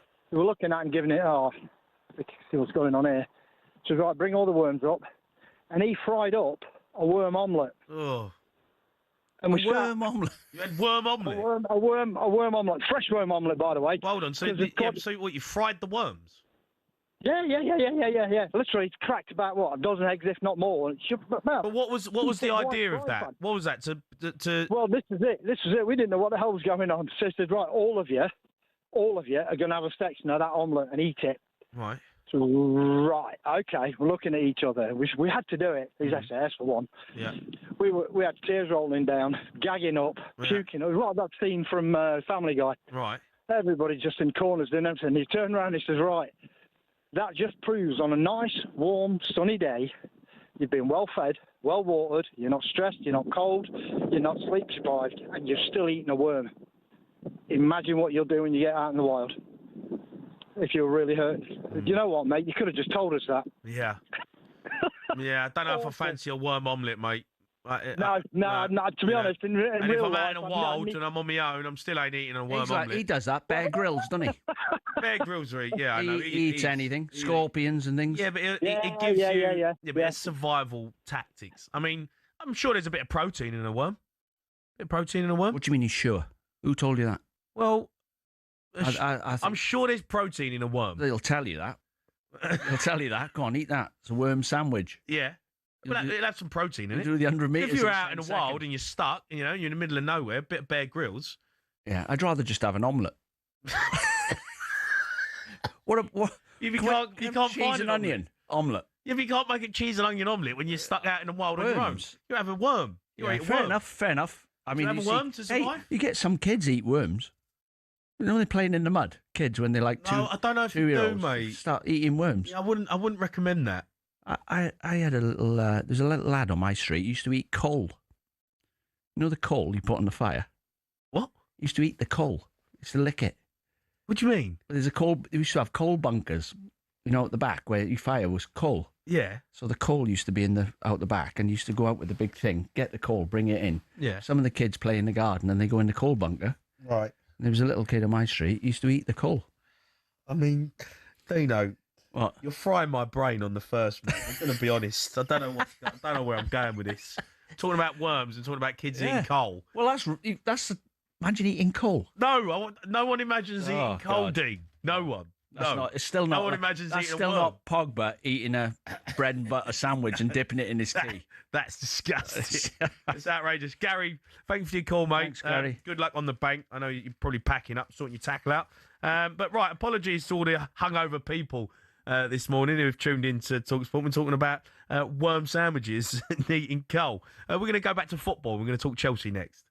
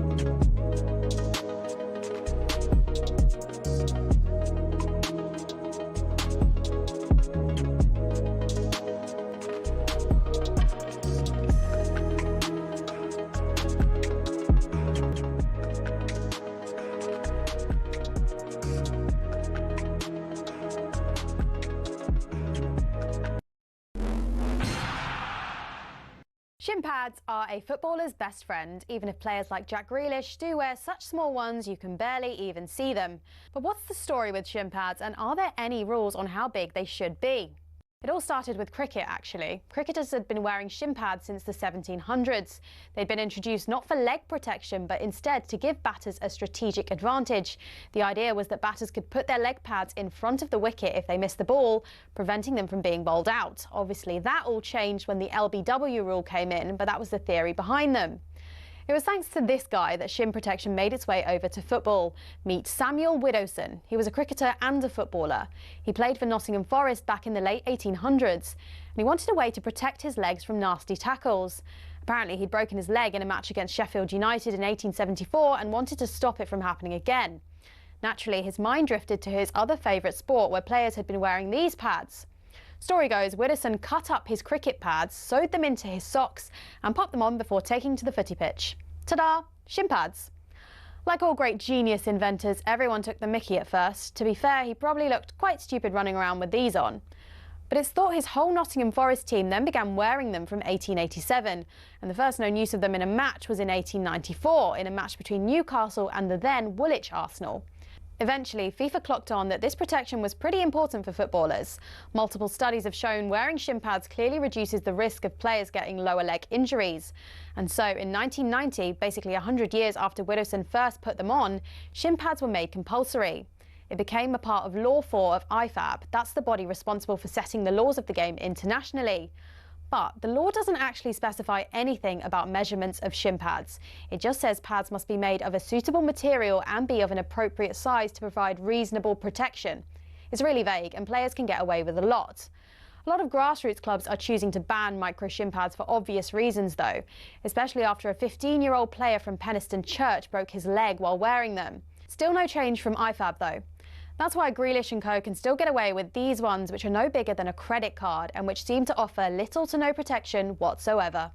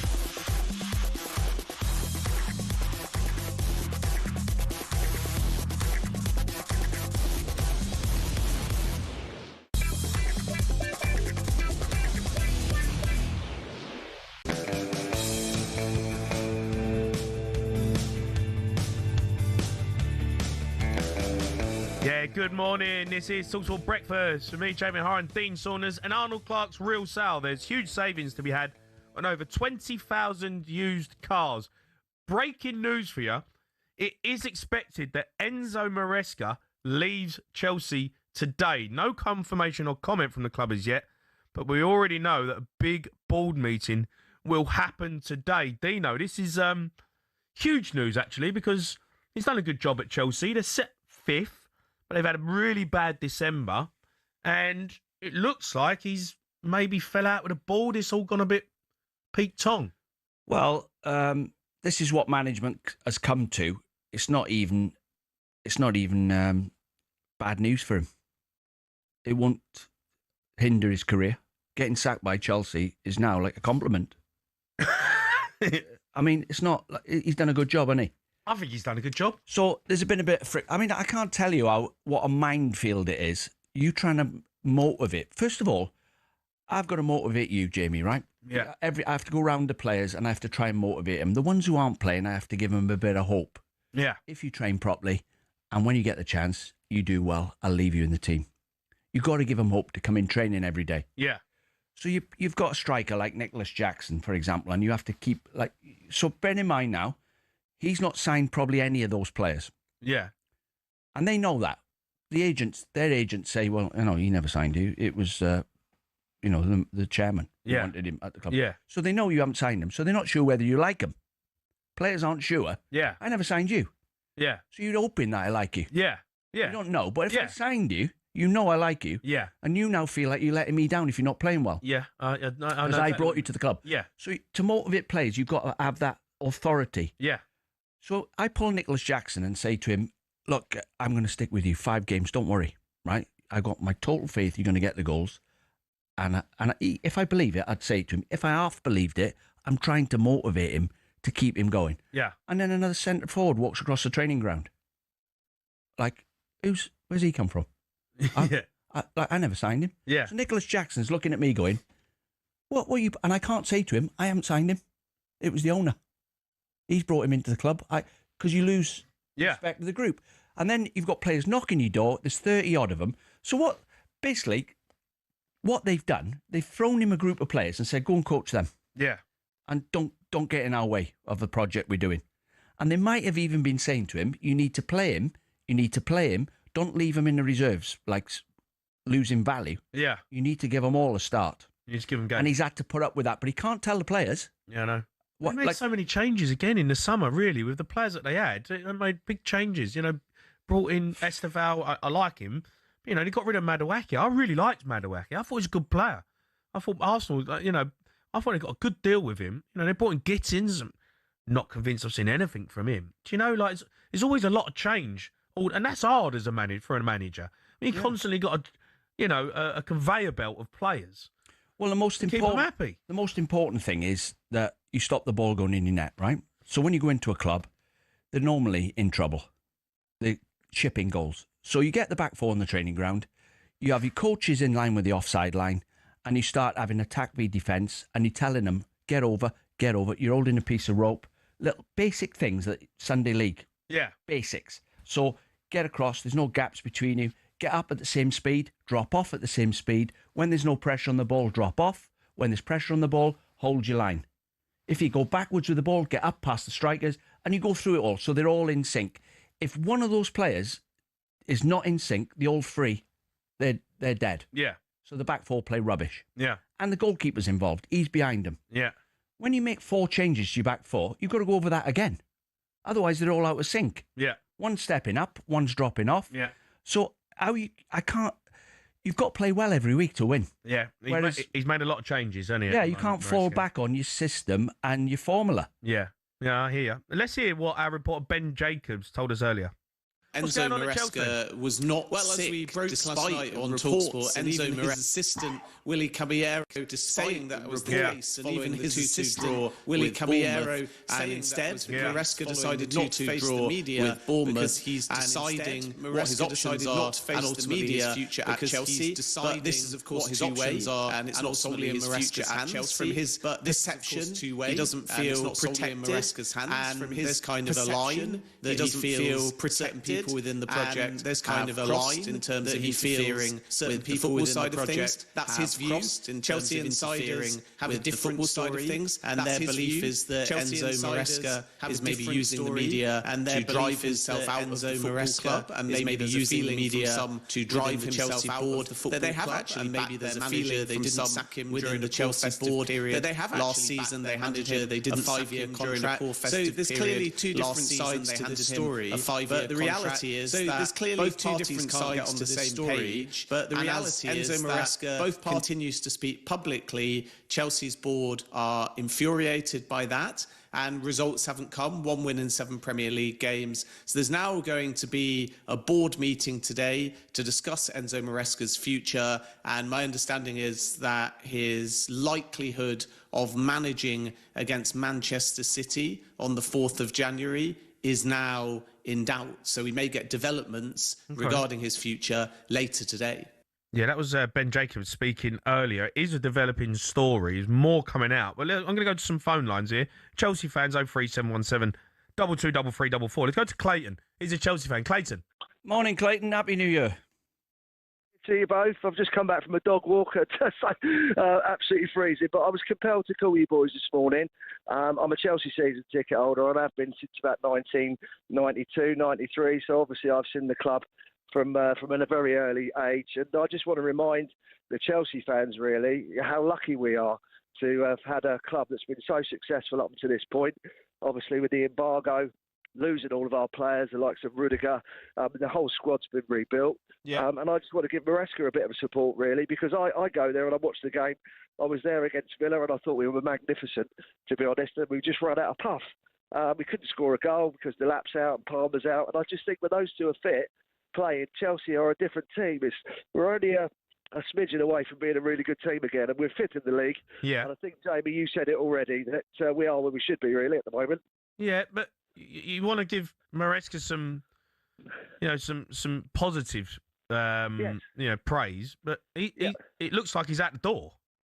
Well, I hope that isn't the case, and I don't really know who we start with and who could do a better job at the moment, really. I mean, Reece James was on the bench against Bournemouth. We looked chaotic. Cucurella was out. Without those two players in the back four, it's all a bit mixed. So are you not blaming Enzo Maresca for what's gone on? No, I'm not. I think he's a young manager, and I think if you look at Arteta at Arsenal, he's got two players in every position.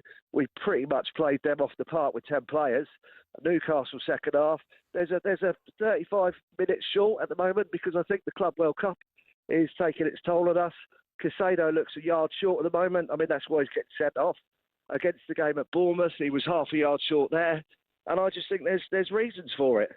Do you know this disagreement? They've obviously had a disagreement. It could be something as simple as he's gone to the board and said, "I want Gay from Crystal Palace." Yeah. And they've gone, "No, we're not doing that." But and that's it. That's the end of that conversation. Not Levi Colwell though. That's the problem you got, isn't it? Yeah, he's done his ACL. Has he done his ACL, Colwell? Yeah, he's out, I don't know if he's coming back. But it could be something the other way. They've signed someone, and he said, "I don't want him." Yeah, but I mean, Delap and Palmer, I mean, he's worked with them before, hasn't he? I think he was just starting to build his team, to be honest with you. Reece James has been magnificent this year. They kept him fit. The other one, Wes Fofana. But sometimes though, Clayton, you got to look at some of the things that Maresca's done. He played, Reece. I can't remember what game it was. Reece James was playing in midfield, and you had Gusto on the bench. Played a centre half at right back.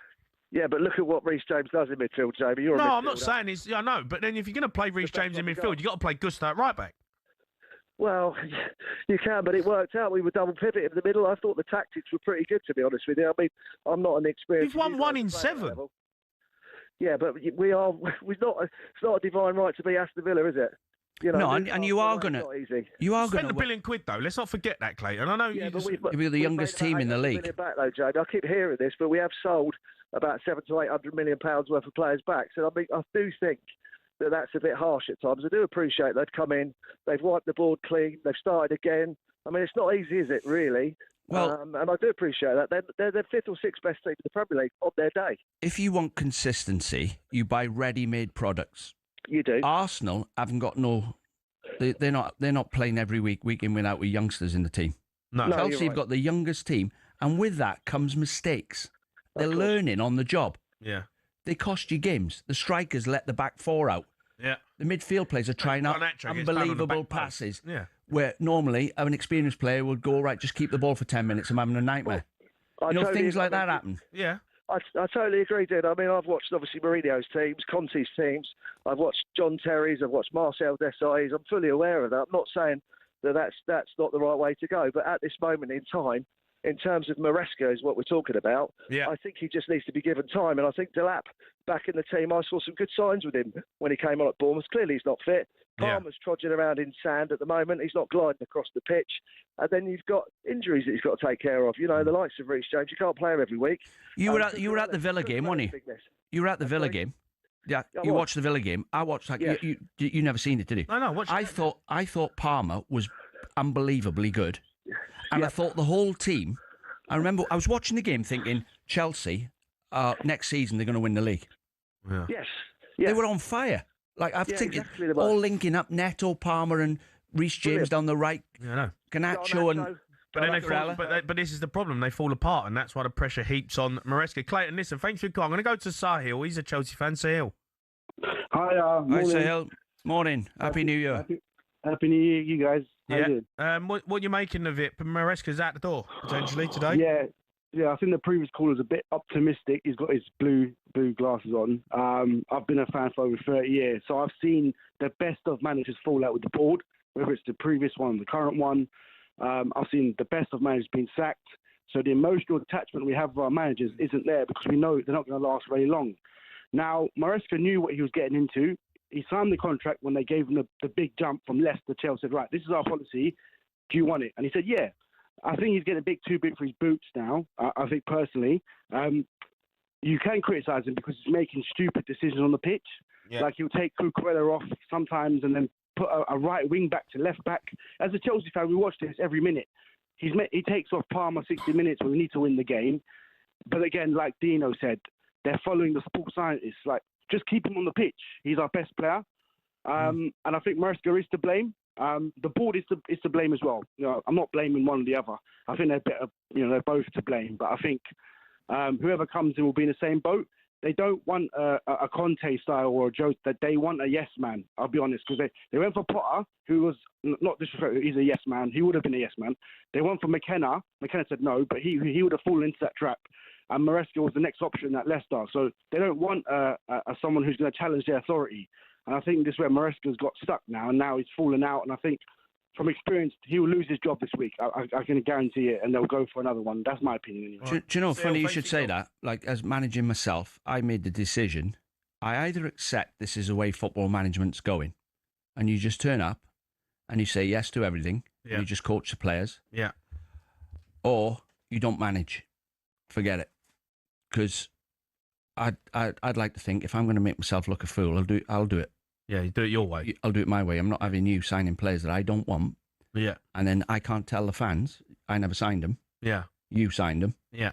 So I'd rather not manage unless I got some sort of control over my achievements. And people can say you get a load of money when you get sacked. Well, that's not why you're in it. I think most managers do want that, but they accept that that's how it's got to be at the start of your reign. When you like a Maresca, he goes in, it's a massive opportunity for him to go and manage Chelsea. Then all of a sudden, he becomes a bit more powerful, right? He wins the Club World Cup, gets his feet under the table. He's now, people are looking at him saying Maresca's a good manager, and you start turning around and saying, "Hold on a minute, I ain't gonna accept how it was before," and then the ball go, "All right, well, thank you, see you later." What makes this is how the project is. See, Todd Bowley and the director of football I've never heard of, and the bloke we owe him I've never heard of. What makes them think they know more about football than Maresca? Well, they don't. Like, you whatever you made your money in, property development, I wouldn't question you on that. Like you've got me in. I'm supposed to be an expert on football. Yeah. Yeah, you're telling me how to do things. Either accept that's the way it's going to be as a manager from now on, or just don't do the job. Well, it's not looking good for Maresca. It looks like he's out the door. He's fell out with the board and potentially looking like they're going to make a change. It'll be interesting to see how this it all goes. I think there's a big board meeting today at Chelsea, and we'll find out later on what's going on. But next, we're going to cross over to Ewood Park. Team news, Blackburn's game against Dean's former side, Wrexham. That game is live and exclusive on talkSPORT from 12:30.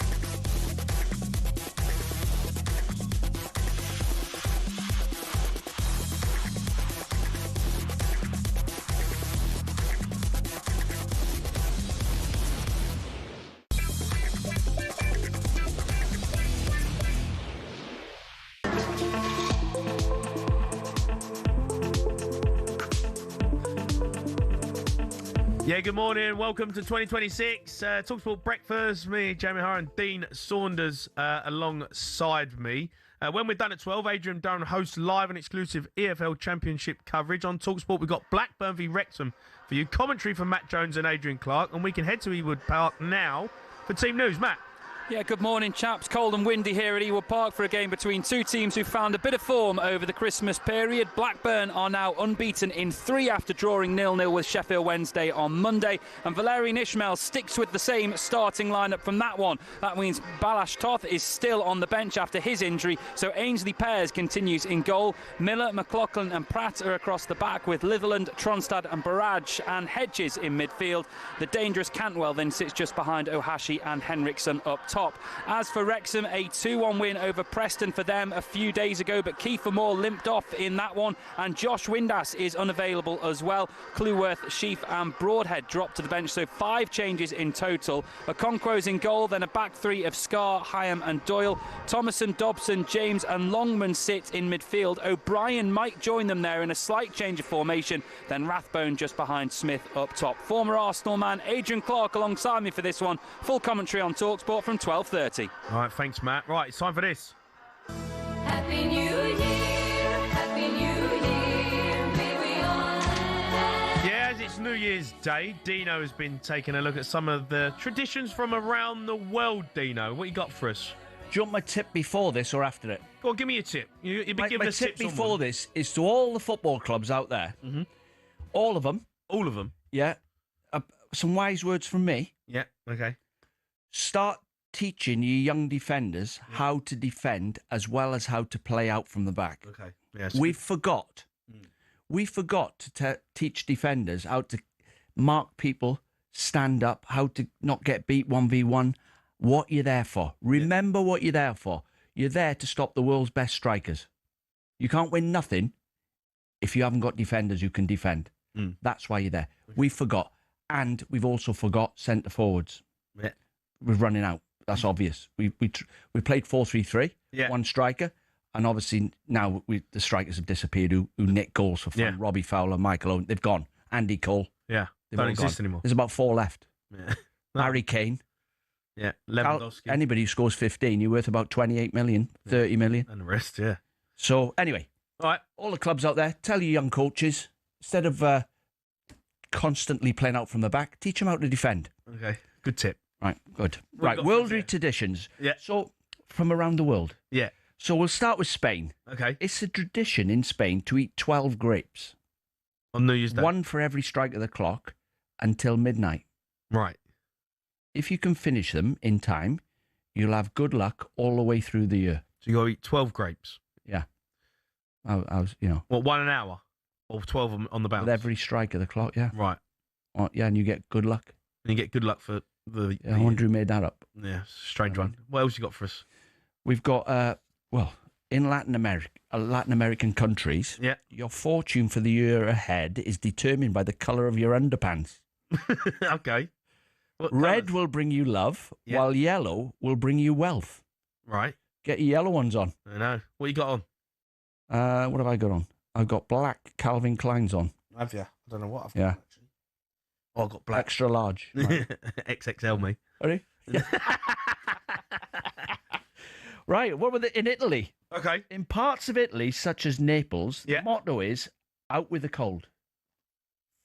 It's a tradition to throw out old, unwanted furniture. Okay. Throw it out. You got any old All the furniture old you want to get stuff. rid of? Yeah, loads. I find it hard to chuck stuff away. Yeah, I'm a bit of a hoarder, you? me. Yeah, I'm a bit of a hoarder.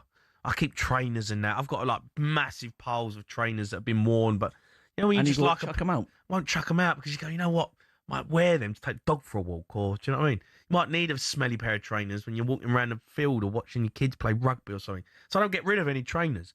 And my missus says, Jamie, you've got 20 pairs of trainers here. They're all white trainers. Well, get rid of some of them. And, no, but I might need them for that. And I didn't realise trainers are really important now to youngsters, aren't they? Trainers, yeah. Well, yeah, kids love trainers. All my kids, though, are my size feet already. They're 15 and 14, 12, and they're size 10s. So my kids are wearing my trainers 24/7, ruining them. I've gone worse than that. My son, he throws a bag of trainers out. You know them big bags? He throws a bag of them out. Before the bin men take them, I've got them. They're going in my house. You're nicking them? I'm having them. Yeah, they're miles better than the ones I've got. He's throwing his McQueen ones away and all that. You take your son's Alexander McQueen's? Yeah.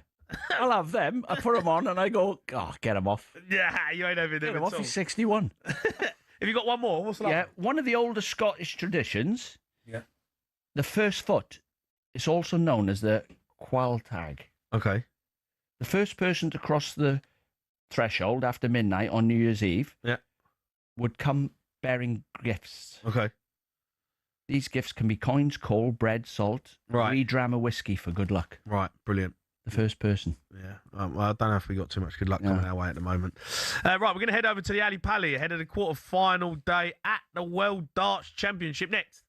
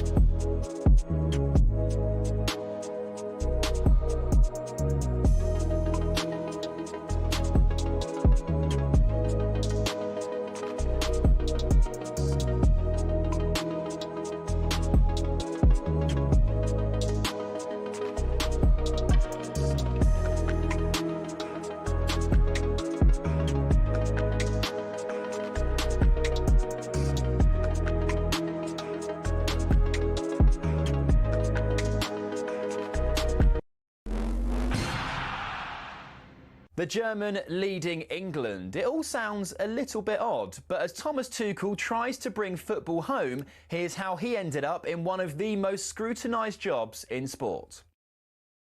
Well, Tuchel started his footballing journey in the sleepy town of Krimbach. His leadership skills were obvious from an early age, with Tuchel even making subs during PE volleyball sessions. After a knee injury ended his playing career at the age of 25, Tuchel accepted his first coaching role in the Stuttgart youth setup in 2000. He led the club's under-19s to their league title 5 years later, but his perceived abrasive personality meant Stuttgart chose not to renew his contract. He went on to spend 5 years at the helm at Mainz before leaving the club for Dortmund.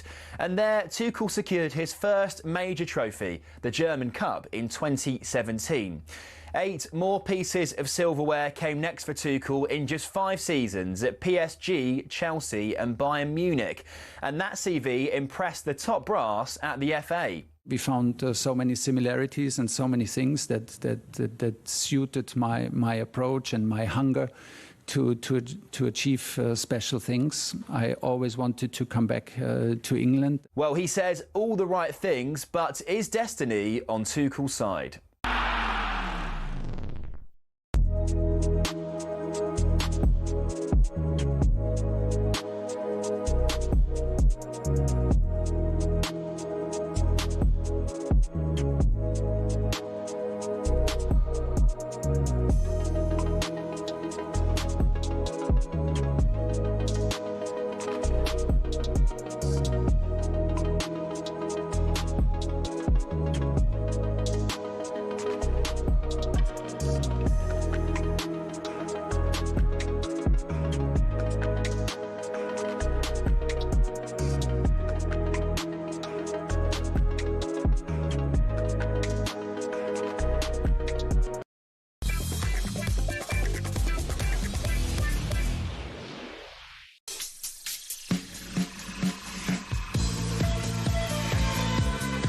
Yeah, good morning. You are listening to talkSPORT Breakfast. Arnold Clark, save on your next car in a real sale. It's the UK's biggest used car sale. I'm Jamie O'Hara, Dean Saunders, Mel Gaffer alongside me. The World Darts Championship quarterfinals kick off 12:30 live on talkSPORT 2. Ryan Searle taking on Johnny Clayton. Elsewhere, Gary Anderson faces Justin Hood. Defending champion Luke Littler also plays, and Luke Humphreys takes on Gian Vanine in a blockbuster clash. Let's get more on this now. talkSPORT commentator Ian Dance. All right, Dance? Hiya, Dance. Happy New Year. Good to see you, chaps. All right? Yeah, we're all good, mate. yeah. See, all good. Look, loads to go at because it's a big day of the darts. Ryle Searle hasn't dropped a single set so far. That's right. He's been terrific. 14 sets of darts. He's won them all. He's been averaging over 100 in some of his games. He's never got this far before. He's been quite a fixture on the Pro Tour for the past few years anyway, without ever picking up a major TV title. And the way that Johnny Clayton, he struggled a bit to get past Andreas Harrison, the Swede, in the last round. Just might give Searle that slight edge with the bookies today, maybe that he could get the job done and go through to the semi-finals. But Johnny Clayton has a reason to try and get the job done, because if he holds on to a position in the top 4 in the world, that guarantees him a spot at this year's Premier League that he's desperate to get into. So plenty for these two to play for, but this could be the tightest of all 4 quarterfinals for me. Dance, just looking at the averages, the tournament averages, not the game averages. Like Searle's averaging 98, Johnny Clayton 94.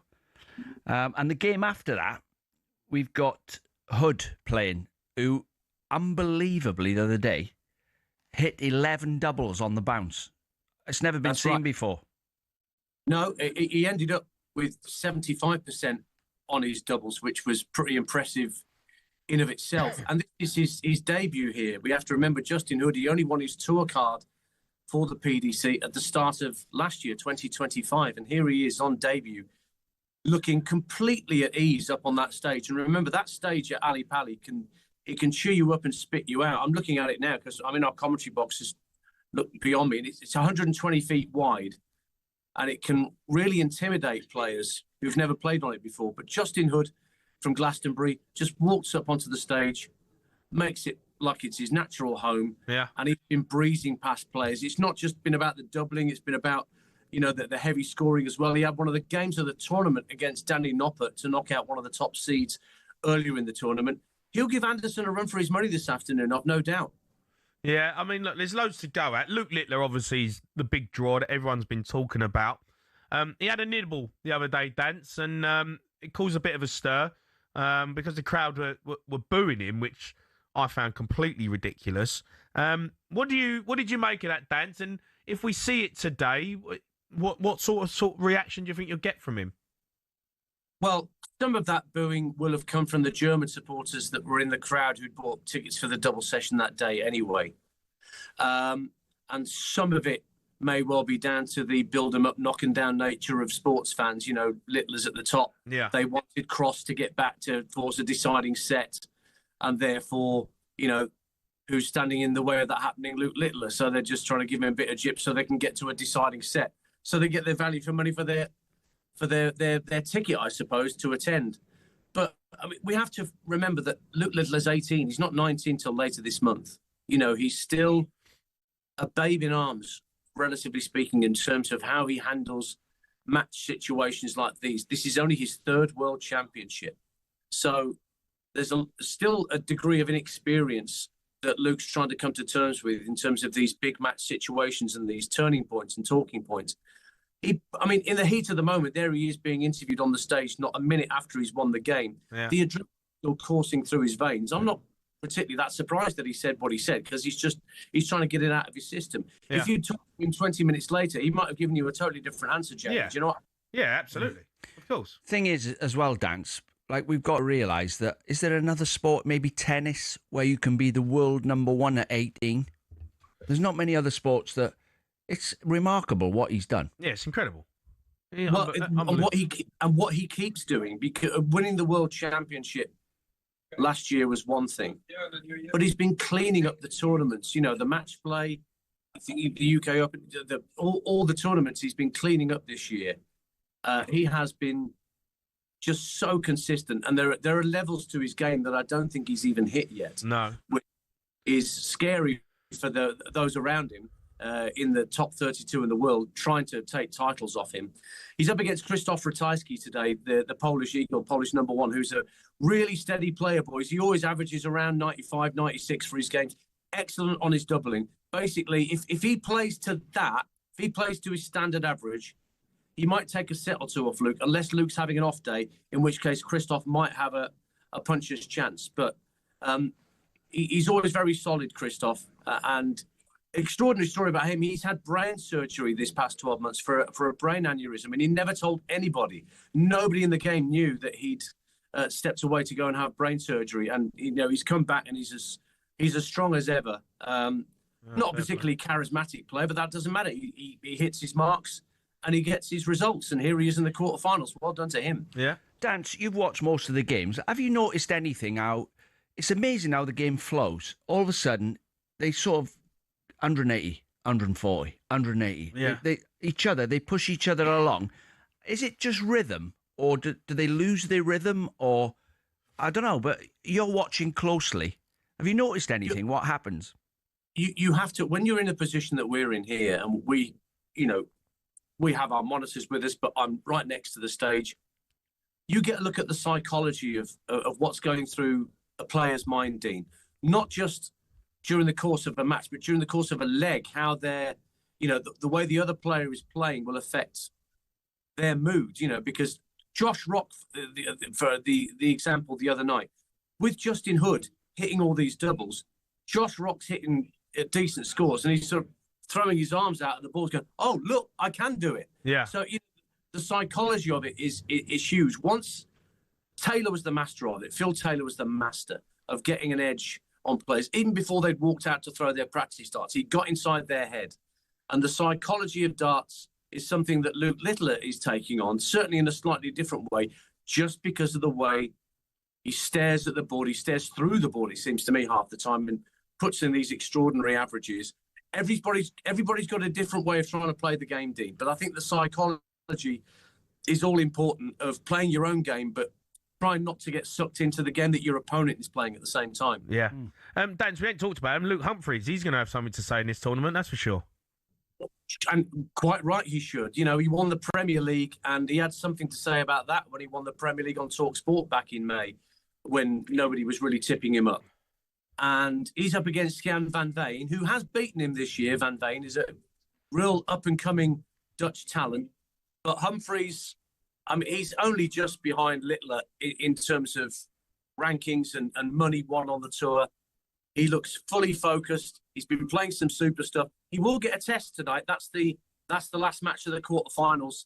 They'll be on the talkSPORT Darts YouTube page and the app tonight whilst we've got the football on talkSPORT and talkSPORT 2. But that'll be a great listen because Van Veen, he came up around about the same sort of time as Littler did, Jamie Van Veen. They were playing youth championship finals together, but he's probably about a year to 18 months behind in terms of his development on the Pro Tour. But, you know, he has been winning the European Championships a couple of months ago was massive for Jan, and that's given him a real fillip to think he can mix it. And he might well be a Premier League player this year. He might well get into the Premier League once that's announced in the next couple of days. I wouldn't be surprised if he's involved at all. But Humphreys, it would not surprise me at all to see a Humphreys-Littler final if that's what you get. Yeah, no, I think that's what I'm going to see. Dance, you're a star, thank you. Thanks, Dance. First game, 12:40, Jamie. Yeah, it's a big game. Great afternoon. It's Great night. Straight home, stick the darts on, put my feet up, lovely jubbly. You can catch all the action live on talkSPORT 2 and the talkSPORT Darts YouTube channel. Brennan Johnson, got to talk about him. He's set to meet Crystal Palace manager Oliver Glasner today, despite his current side Spurs being in action at Brentford. I'm going to have my say on that next.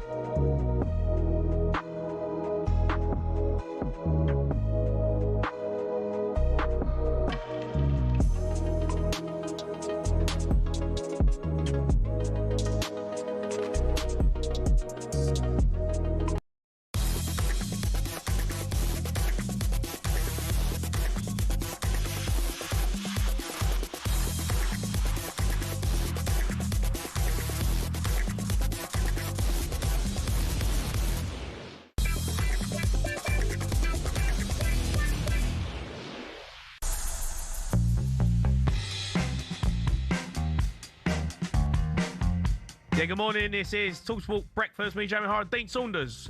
Every hour, Dino has had 2.5 minutes to call the fate of 5 Premier League clubs for 2026. He's been through 15 of the 20. Let's get the final 5 now.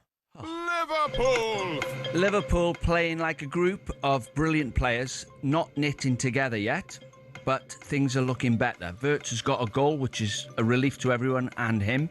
Must have been really under pressure. Yeah. Not scoring for 5 months. He's looked better. Obviously, they lost Isaac. He'll be back 2 months, but they still don't look right. When they couldn't keep the ball off Spurs with 9 men, I was worried, and they're still conceding from set plays. Sack the set piece coach. I mean, how hard can it be to sort set pieces out? Chelsea, well, it looks like they're going to sack the manager today, which I find amazing. They spend £1 billion on players. Just shove a load of players, 40-odd players into a dressing room and say, go on, sort them lot out. To survive this long, he's done brilliant. I watched them play Aston Villa. It's the first time I've watched Chelsea thinking, right, they're on it. And a couple of days later, they sacked the manager. So there's been a disagreement. But they've got good players, young players, and they need some experience. Okay, here we go. Arsenal got 2. I looked at the bench the other night and I thought, what a bench that is. Havertz, Jesus on there. Yeah. Martinelli. They've just got 2 teams that they can pick from. He spent 5 years building this team. Yeah. He got Gyökeres in, but now Jesus is fit and Havertz is fit. He's spoilt for choice. They've got all the players he's got. There's not one player you think's not sure about him, average. They've got good players sat on the bench. Best squad by a mile in the league. They're going to win it. Leeds United. Leeds just gone 5 games without losing. Had a bad patch, but now they've just got give themselves a chance again. They're playing Liverpool today. Yeah. Probably a good time to play Liverpool.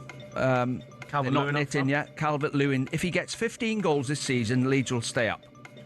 He's got 7, I think, or 8. Yeah, 7, I think. Yeah. 7 more. 5 of them will count. They need 5 wins. If they can keep him fit, Calvert-Lewin, he's the key to everything. He gets goals out of nothing. Okay. Manchester United. Better than they were last season. Yeah. Still got defenders that none of the top 6 would buy. The defence and the goalkeeper, I don't think any of the top 6 would buy any of their defenders right now. It's amazing how they haven't changed that. Sesko and Bomo and Cunha have made such a difference. Yeah. Fernandes is a good player, but at the back, too easy to score against. Is that it? Well done, Dean Saunders. 20 clubs you've gone through there. Yeah. Gave us absolutely nothing. Just dribble. Oh, he only According to Dean Saunders, everyone's going to finish 12th. He only told me quarter of an hour before we come on the edge. No, Have a rundown on every team. I went, yeah, all right. He did get into you. I felt for you a bit. Right, let's finish up talking about the 4 Premier League games we bring you today on the talkSPORT network. Liverpool v Leeds, Crystal Palace v Fulham, Sunderland v Man City, and the other game, Brentford v Tottenham, all on talkSPORT, all exclusively. Brennan Johnson, though, he's meeting Crystal Palace manager Oliver Glasner today ahead of making a final decision on a £35 million move from Tottenham. Grant expects Johnson will join Palace. What do you make of that? I find the whole thing... I'm Welsh, and I want Brendan Johnson to do well, obviously. He plays for Wales, and we're 2 games away from getting to the World Cup. We need him on the pitch. Mm-hmm. He's like lightning. He scored 19 goals last season. His dad was a striker. Yeah. And his dad's obviously taught him from little, get inside the full-back, at the back post. He's taught him how to get into the right areas. Yeah. Obviously. He does get on the end of nick things. goals. Yeah. Done well for Forest. He's at Thomas Frank. Obviously don't fancy him. No. Not playing him. Why he has to go meet Glasner today? Normally, they don't put an offer in unless the player's agreed he wants to come. Yeah. So they normally, how it works, they would say to the agent, ask Brennan Johnson if he wants to come to Palace then, if he would come, before we put a bid in and make ourselves look stupid when he says no. Yeah. So he's going to meet him today. He must be interested. Yeah, he must be interested. My argument with this, Dino, is... Listen, look, Brennan Johnson's a good player. He frustrates the hell out of me when he has the ball at his feet, but he's good at getting the end of things. £35 million. All right, we're losing money on him, by the way, selling him to Crystal Palace. So I think we paid 50 for him. But anyway, if he goes to Palace, he's going to sit down with Glasner and have a chat, and he's got to convince him to sign for Crystal Palace. In 6 months' time, Glasner's not going to be the manager. So if I'm Brendan Johnson, I'm saying, well, what's the point of me talking to you? Because you might want me now, and it's great. But in 6 months' time, you're gone. What if Thomas Frank's the manager? Yeah, like a Palace. Yeah. You know, a manager could come in and don't fancy him. Yeah. So, you know, this is the problem you have with managers. You say you want to try and get players in January.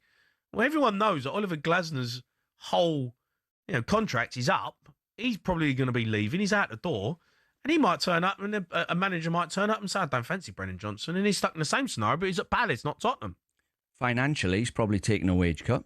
I'm sure the Spurs players... I don't know. I don't know if he was on big wages. Well, the majority of Spurs players will surely be earning more than Palace's players. Yeah, most of them. I don't know if Brendan Johnson was. I think they'll pay him a few quid. Look, he's a good player. He's a good player for Palace. I think he'd do well there. I'm just... Didn't he score the winner in the European final? Yeah. So no. Listen, so you've lost 15 million, but he's won. People the club say, right? Oh, why are we selling Brendan Johnson? There's plenty of other players out there that we should be getting rid of. Yeah, they're right, but Brendan Johnson's got resale value, right? There are other players at Tottenham who you want to get rid of, but no one wants them, right? You can't get rid of them for nothing because they're on big wages, and they just sit there and go, you know what? I'm quite happy here. I'm comfortable at Tottenham, and they're the players you want to get rid of. Brendan Johnson, yeah, you'd keep him and use him as a squad player, but he's got resale value. Spurs want some money to spend in January. They've got some money in the kitty, but they got a player who you can get rid of, raise 35 million quid. There ain't many players in Tottenham's squad that ain't really playing that you can sell for 35 million quid. Well, the main thing is, would you start him if you were the manager? Not at Tottenham. We've got Kudus and we've got Kulusevski coming back. So for me, Brendan Johnson, he doesn't start. Kudus has, for me, probably been our best player. Sell him then. So Tottenham and look at it and go, we can sell him. But if you're starting him every week, if you were the manager, he gets you goals. I give him that. He's got an eye for a goal. But if you're starting him every week, right, and you sell him, you're dismantling the team, not building the team. Yeah. But if you're not going to start him, which you don't look like he's going to get a game, you might as well sell him. But I don't know how that deal's going to work. He's got to try and convince him today, is he, Oliver Glasner, that I'm going to be here. Yeah, I don't know. I'm going to be here at the end of the season, and you're going to have to probably take a wage cut, or we'll give you the money in a different way. And you're playing for a smaller club. Mm-hmm. I've seen him play for Wales, and he's put in some top performances. He's one of our best players. I haven't seen that player play for Tottenham. I've seen him get goals, and I've seen him get on the end of things. I ain't seen the player that I see play for Wales who gets the ball, drives through it, comes inside. He bent one in the top corner. I ain't seen that player at Tottenham. If I didn't, and I don't know what that is. Whether that's it. It can't be about being frightened. I mean, he's playing for Wales. You know what I mean? So it just don't think it's really happened for him properly at Tottenham. And they probably thought, you know what? Let's move him on. If I didn't tell you, if you come to watch Wales every game they play, and I didn't tell you who the players were, you'd sign Harry Wilson before Brendan Johnson, and you might even sign David Brooks before Brendan Johnson. If I said, I think Harry Wilson's brilliant. Yeah, he's got an end product. Yeah. He either has a shot, or he scores a goal, or makes an assist. Yeah. Every game he comes on. Yeah. He's getting nearer 30 now, I think, Harry. So I think he'd be a good signing for somebody up who's trying to get into Europe. Yeah. Definitely. Yeah, Harry Wilson's a good player. He's playing well at the moment, that's for sure. Dino, that's it from me and you. 4 hours done on New Year's Day. What a way to start the new year with my old gaffer talking absolute drivel. He's talking about all the New Year tips of drinking Sillet Bang. We haven't said anything bad, have we? Well, we ain't got sacked yet. No, I've had a couple of messages off the bosses, but you're all right. I'm seeing you tomorrow. You're in. So 6 o'clock in the morning, though. If we don't get sacked by 6 o'clock, if I do get sacked, I'm going to apply for the Chelsea job. They must have said to him, by the way, on the last note, they must have said, give him till January. Yeah. And 12 o'clock, he's gone. He's gone. Yeah. January the 1st. Happy New Year, everyone. He hasn't yet. Me and Dino are back tomorrow morning from 6 a.m. Don't go anywhere, though, because Adrian Durham up next to get your New Year's Day of live football underway.